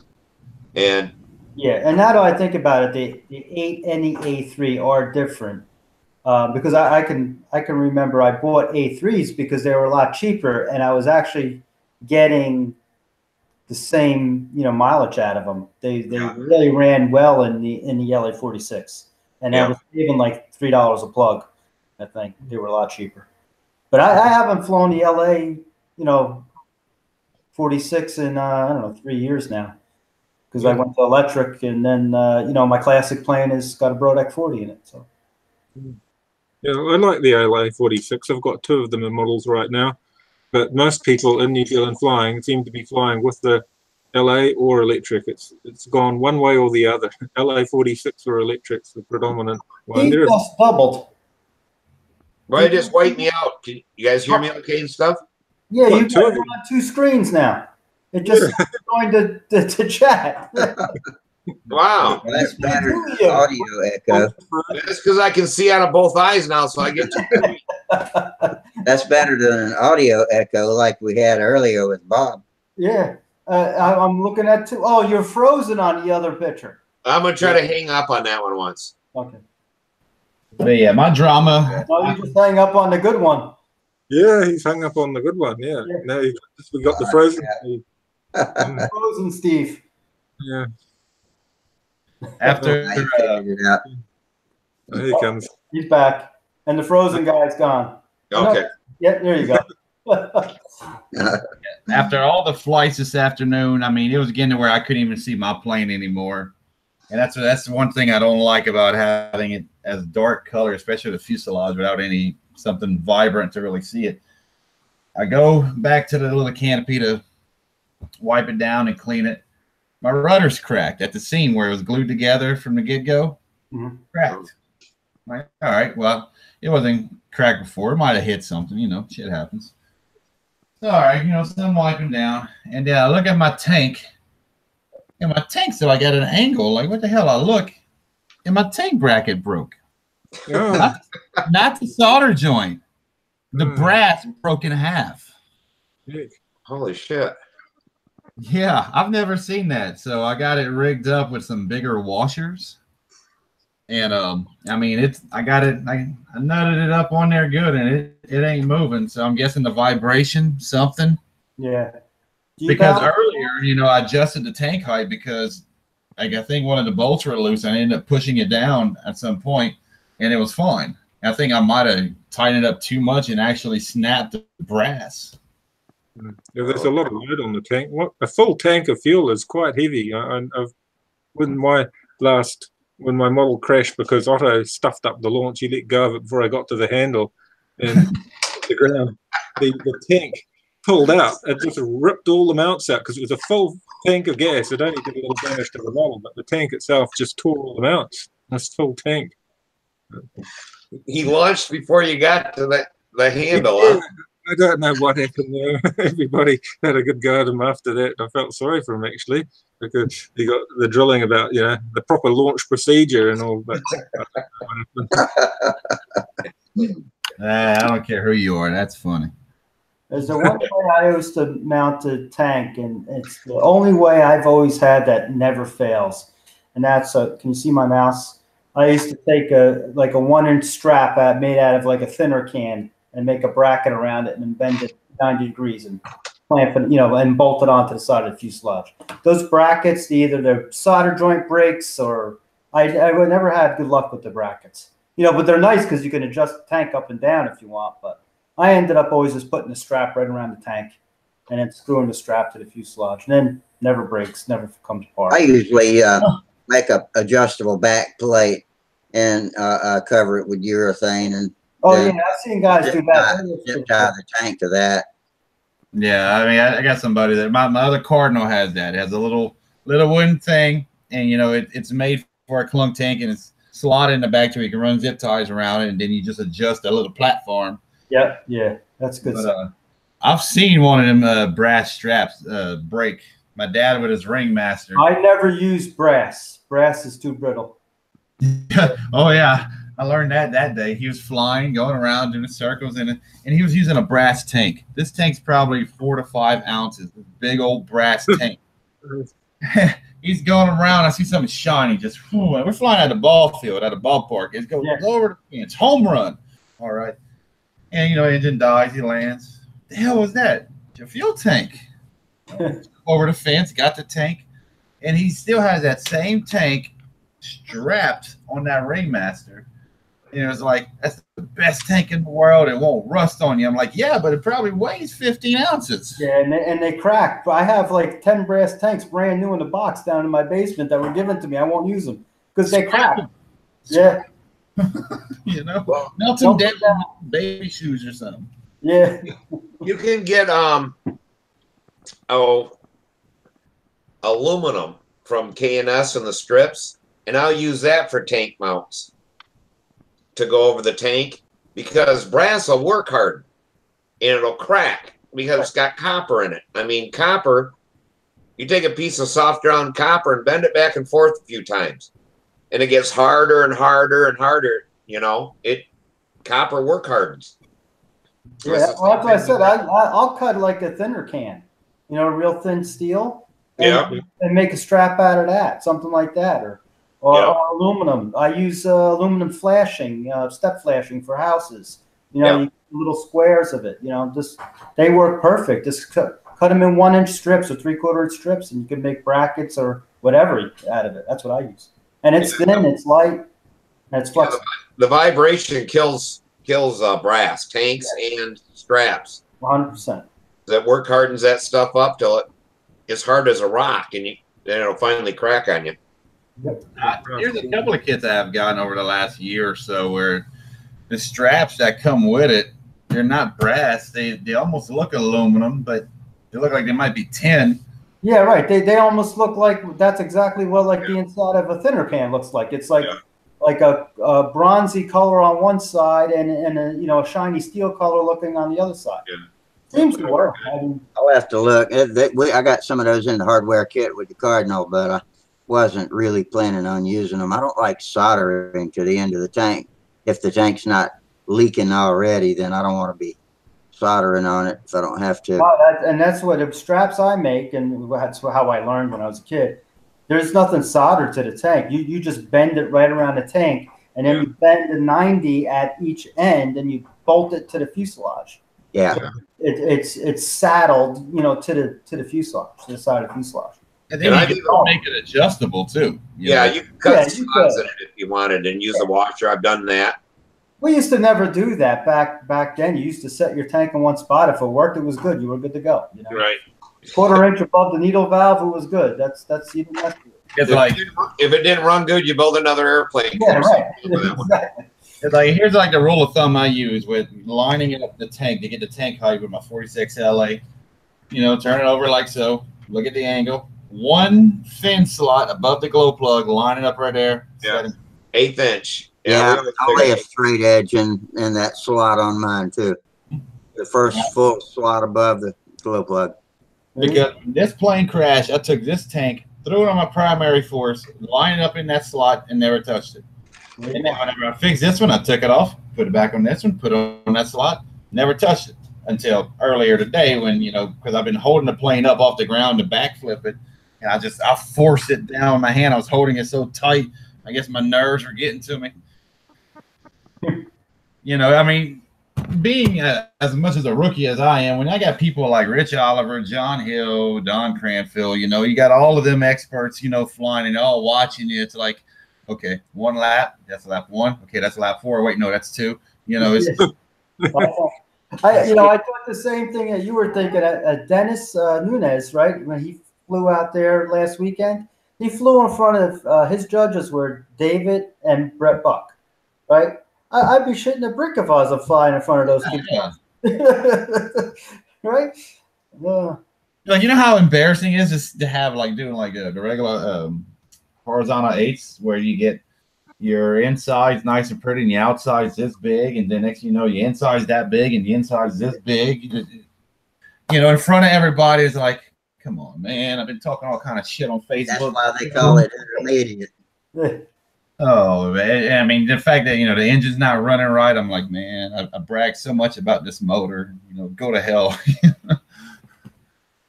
And it's still fun. Yeah, that's right. And all I want to do, I just want to sit there. The flight's going like shit. I'm like, I wonder what Joe Giver would say if I dig a cigarette out of my pocket and try to light it while doing an hourglass. Is Joe there too this weekend? Oh, yeah. Well, Joe lives like 30 miles away. Oh, okay. Tell Joe I said hi too. Yeah, he's a cool guy. I met him at Brodak. He's cool. He was there. His wife. He brought a little. It looked like a little rat racer. It's called a experimental whatever. It looked like a little rat racer with. Oh man, I forget what size engine, but his grandson, him and his grandson was flying in the circle, and that thing was screaming. How old is the grandson? Oh man, 4 or 5. Oh, okay. If that. Yeah, I've been playing then. Well, guys, I'm gonna get off here. It's 12:30 for me anyway. All right, Steve. Jamie's got to fly tomorrow, so he can't be very tired. I've already got a beer in me. I'm about to go get another cigarette in me, and then probably call the ball. What time you got to be there? 9 tomorrow morning? Yeah, I'm already signed up, but we had like 9 or 10 people sign up today, even though we have way more people than that out there. So we're going to try. You competing tomorrow, or is it Sunday, dude? The what? The contest is tomorrow or Sunday? Both days. Both days? What are you flying? One flight a day? No, it's tomorrow. It's Profile, Classic, Nostalgia 30, and Old Time Stunt, and then Sunday it's PA. Okay. And I'm in 3 of them. I'm in Profile, which I don't have a screaming chance in. Nostalgia 30, I ain't got a chance in hell in. But in PA, there's like 3 or 4 of us in an intermediate as of right now. Oh, so what are they? The other classes are flying everybody together? Yeah. Yeah, the only day we fly in separate skill classes at Huntersville is on Sunday for PA. Yeah, that's how it is. That's all the contests lately been like that. Ours in Baton Rouge, we like Profile, it's all skill level. So I prefer to fly everybody together. The only other thing I compete in is in Profile, which is on Saturday, and I always use that as practice for Sunday. And Sunday will be divided up into skill classes, but I like flying with all the experts and advanced guys mixed in with us too. Well, it is nice because you're also being looked at by the same set of judges. So then you could compare yourself to those expert guys. Like when I was, like, say I was flying advanced and the experts were flying another circle in front of different judges, I couldn't really compare myself to where I fell to the expert guys. You're exactly right. Because I was seen by different judges who are, judging on a different curve, So it's nice to fly with the other guys so you have a gauge. Some judges, whether it's intentional or not, do bracket depending on whether you're advanced or intermediate or expert, and that way, like you're saying, that eliminates that when you go to look at your scores and compare when they don't divide you up. Yeah. And what sucks is that, being that I'm flying intermediate, I don't get any appearance points. Hell, I want my 10, 12 points, damn it. I've never been to a contest with appearance points. Where do you get that the Dean connector one like this? That's lighter. I'll have to look and see what my slip is. I'll let you know Monday or something. Okay. I bought like a half a. Actually, I think I bought them through Tower. Yeah. And the funny thing is, you buy the kit, okay? And I want it white because the plane's white.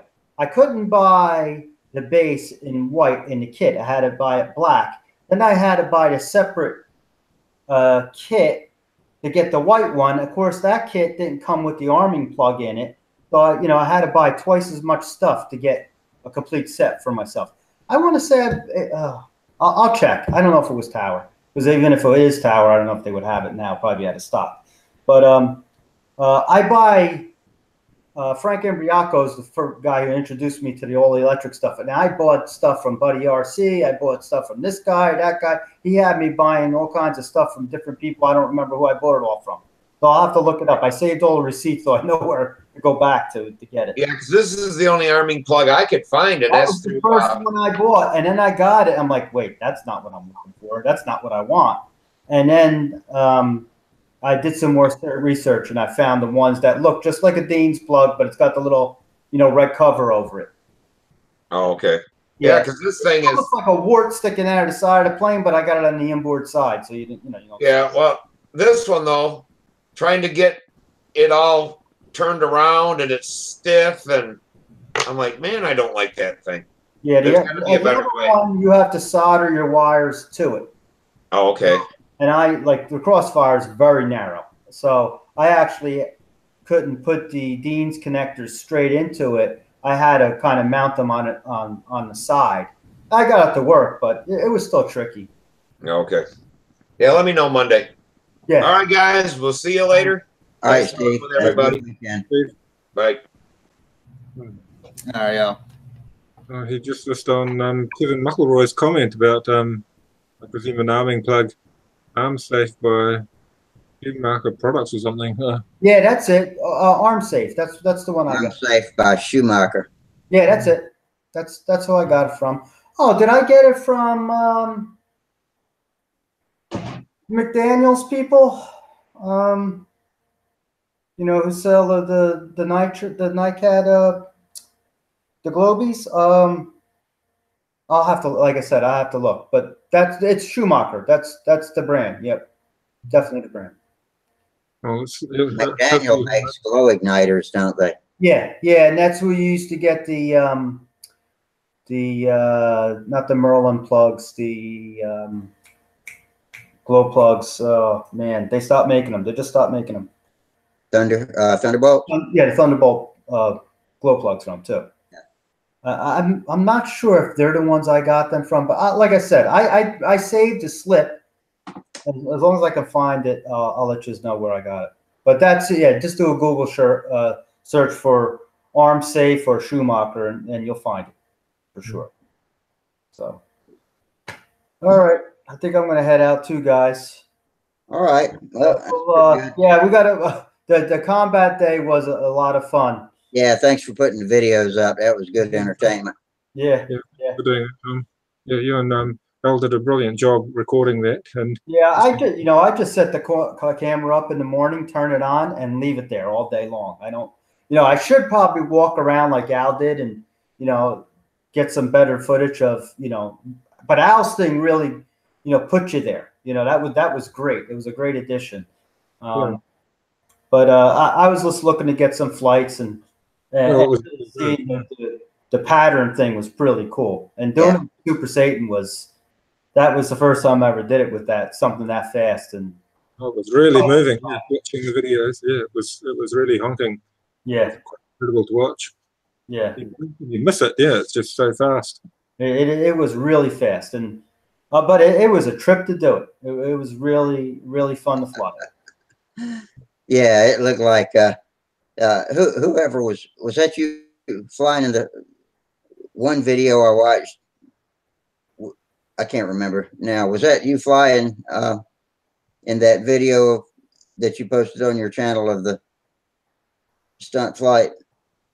There's multiple stunt flights. I actually labeled them which plane was up. I was actually, my video is the last one I put up on. Yeah, that's not the one I watched actually. I think it was somebody else, but he looked like he was winded when he got through. Yeah. Watch mine, because mine the flight streak was, I would say, was going 100, 105. That's it. Yeah. That's the one I watched. And yeah. The flight streak, and I had predicted it. The flight streak turned out to be a really great plane to do it. He had a Mark 6. It was brand new. In Al's video, we were finally, it was never run before. And he had, we tried it. We told him, we saw him last week, and he had a tank on it, and he couldn't hold the needle in the maneuvers. So we said, Joe, put a Vienna sausage, can on the side of the fuselage, and we'll put a pacifier in it. Yeah. So he did, and it wasn't like quite right. And the first flight, we were messing around with it, trying to get it to work, and finally we got it all worked out. And then he was getting some nice runs with it. But that Mark 6 is something on there. That thing was really screaming. But I got the last video prior to Al's is me flying the Super Satan, and that's the second flight on my new one that I just built. Okay. And I said, hey, the thing flies so good. As soon as Jim let it go, I said, I'm going to try the pattern. I made two laps. I raised my hand, and I just rang it out and just tried to stay ahead of it. And it was really cool because that thing was moving. We ended up, I had enough fuel where I did 7 level laps after the pattern, and they clocked me at 118 miles an hour. Uh-huh. So I did the pattern just about at 120. So it's really something to watch. I'll go watch that as soon as we sign off here. Yeah, I've watched it a few times, and I'm amazed that I survived it. But yeah, I want to do it again. I'll tell you that. I want to do it again. That was fun. Well, I'll tell you what. You keep practicing stunt with the combat plane, then you'll be pretty good and all tuned up when it comes time to fly at 55 again in front of the judges. I think so. That's the theory I'm using, that it's going to slow everything down for me. We weren't trying. Well, we were purposely flying the pattern high because you could fly it faster. You're flying a shorter, smaller hemisphere. So we were purposely flying really high. I could have flew higher, but I was afraid I wouldn't be able to keep up with the plane flying at high. It gets real fast when you get up.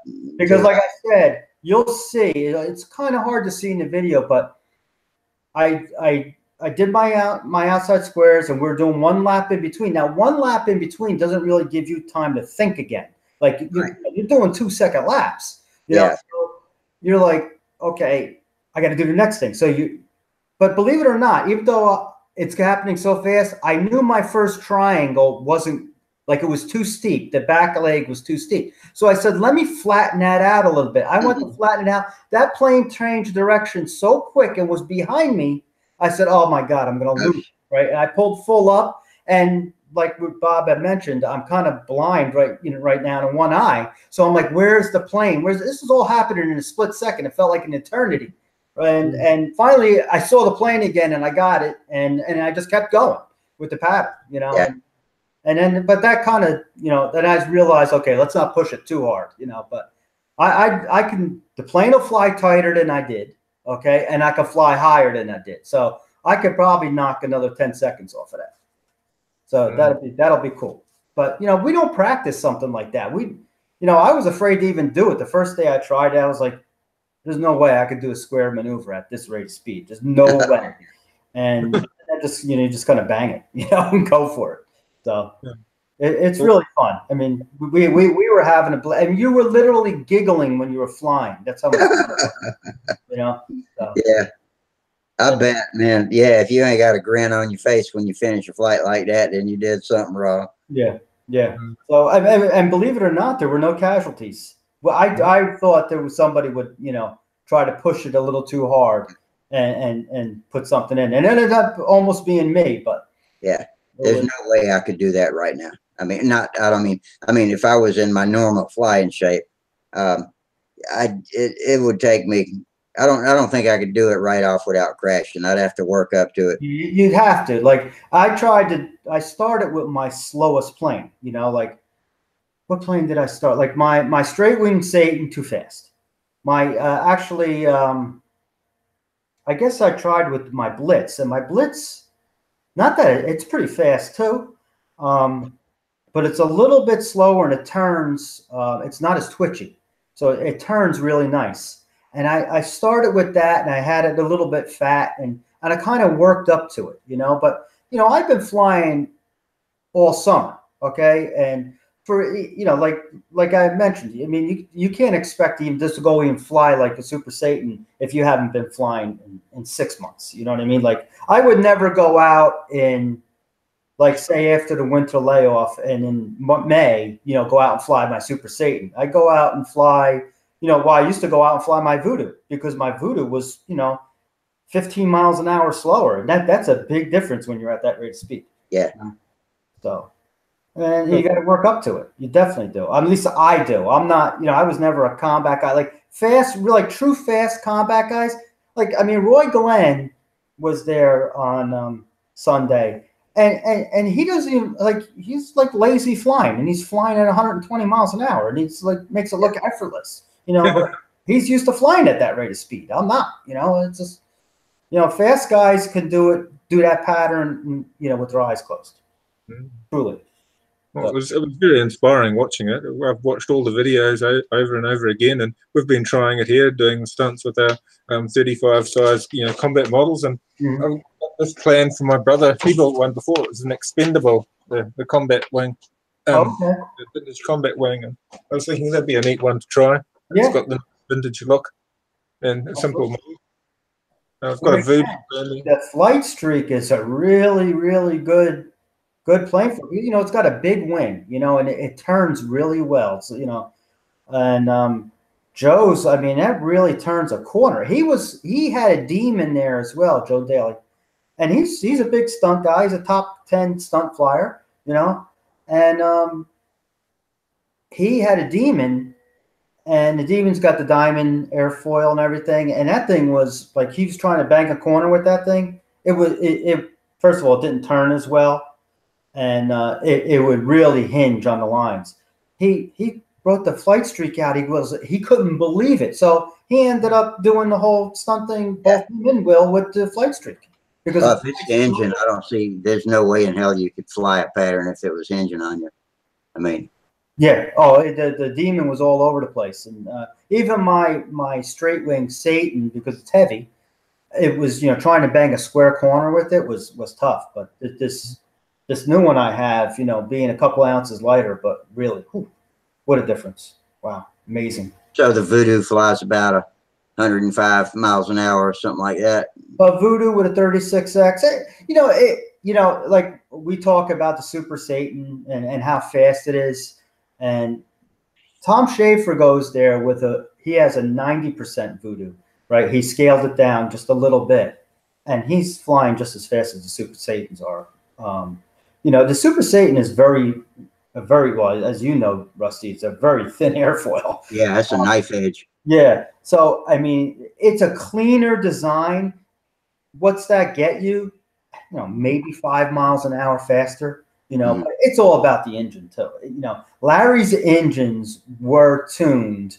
I mean, you hear somebody who has not did crank work on their 36X, you hear the difference. Yeah. If you start your engine up compared to a lock stock 36X, you're going to hear the difference. Yeah. Down. Yeah. Anybody that can make something that looks as cool as that, that's fast. That's a badass engine. I love that. Yeah. No, you're gonna be real happy with that. I just don't know. How much nitro you can get away with in a needle bearing. I wouldn't run 50% in it.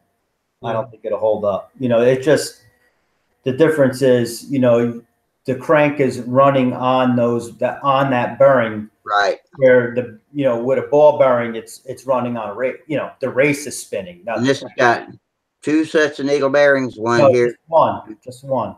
Just one. Okay. Plain bushed in the front of the Venturi. It's just a plain bushing, not even a bushing. It's just the aluminum, and then behind the intake is where you have roller bearings. Needle bearings. Okay. Yeah. And that's and on a BB, that's a ball bearing. So actually, how Larry had told me, the crank of the needle bearing is actually harder than the ball bearing crank, because the crank actually rides on the bearings. More surface area, yeah. Yeah, that's right. That's right. It does have a ring in between with a ball bearing. Yeah, so you're right. Yeah, you have a race spinning on the ball bearing. So the shaft, the crankshaft isn't spinning on the race. The race is spinning on the bearings. So it's a fitted. So that's the difference. Actually, they're a thousandths or so difference in diameter too. So, but 35%, no problem. Maybe 40%, you'll be fine. I just don't know about 50%. It might be fine. I don't know, but definitely add a little caster to it. If you're running 1022 Power Master, it should be fine. Only because that's a fairly new motor. That was actually on my Voodoo when I bought it. Had an engine, and I don't think it probably had 20 flights on it, maybe. Yeah. So it's pretty new. So I'm not going to be putting a lot of flights on it either. So when I started flying some of my dad's engines, I was using the SIG, caster and Klotz blended fuel, and they started losing compression. And I mean, in 1 or 2 flights, all of a sudden I got nothing. It's because we're burning off the cat. We were cleaning the engines out, and we were losing that caster coating that was on the piston. So so we're losing compression. So I stopped doing that. And the one I still fly one of my dad's engines in my Blitz, because that thing really runs. That thing really runs well. That's all stock, and I won't put anything more than 25% nitro in it because I don't want to blow it up. I blew one of his engines up already. And I don't know, that thing probably does 115, on 25%, and that's fast enough. Honestly, if we're not going for the speed challenge, I really don't enjoy flying it. The speed's faster than that. It's just too fast. There's a big difference, So, no, but it's fun, and I can't wait to get down to Huntersville. I'm definitely going. Hopefully, call for good weather. I booked my room. at the Super 8. Yeah, yeah, we got the discount. And I'll be there. I'll bring a couple of vintage planes. I'll leave here at like 4 in the morning, so I should be down there by lunchtime on Friday. On Friday, I'll be down there. I usually get there about 5 or 6 on Fridays. I don't get there in time to see any of the combat. If Holly takes off work early and everything goes right, we might get there earlier than that. I'd like to be there at 4, but we always shoot for that, but it's always later. So yeah, and it'll be here before we know it. So I got to practice my stunt. Yeah, I got to get out there and bolt that engine up to the Super Satan too. Yeah. It'll be cool. We'll have a good time. You know, we'll get out there if we get out there when you get down there, or we'll have Saturday too. Mike's always there already when I get there, and so we'll fly it probably Friday afternoon. Yeah, yeah. Mike will be pumped up, I'm sure. Yeah, it depends. If Holly wants to go to the hotel, we'll go to the hotel. But if she wants to hang around a little bit, then we'll let Mike and you fly it on Friday afternoon. I don't fly other people's airplanes, so Mike will have to fly it. We'll make an exception in this case because I'm nowhere near. I'm doing terrible as far as recuperating with my hip. I have been back on the walker for the past couple of days, so we're not going to be flying. I don't think, unless a drastic change happens between now and 3 weeks from now. Yeah, that's okay. You got to take your time, and you can't push it, you know. And you just that's what I do. Every time I start feeling better, I decide to turn it up a notch with my activities, and when I do that, I set myself back. And oh crap, here we go. You know, it's a roller coaster ride. But I've survived everything else that's happened to me after all these years. I'm gonna survive this. There you go. There you go. Yep, just get yourself geared up for next season. That's all. Yeah, man. Cool. Hey, let's call it a night and come back and do it all again Friday. You got it. I mean, Monday. That's right. Tonight is Friday. I'll hopefully do some flying tomorrow, and I'll be able to report back to you on Monday too. See how it goes. All right. Good. Okay, people. Thanks for coming and entertaining me and entertaining our massive worldwide audience. There we go. Thanks for everybody that gave us super chat contributions tonight. We did get a few of those, so that's great. We appreciate that. And until Monday, y'all have a great weekend and fair winds, tight lines, and we'll see you later. Good night. Good night, Rusty.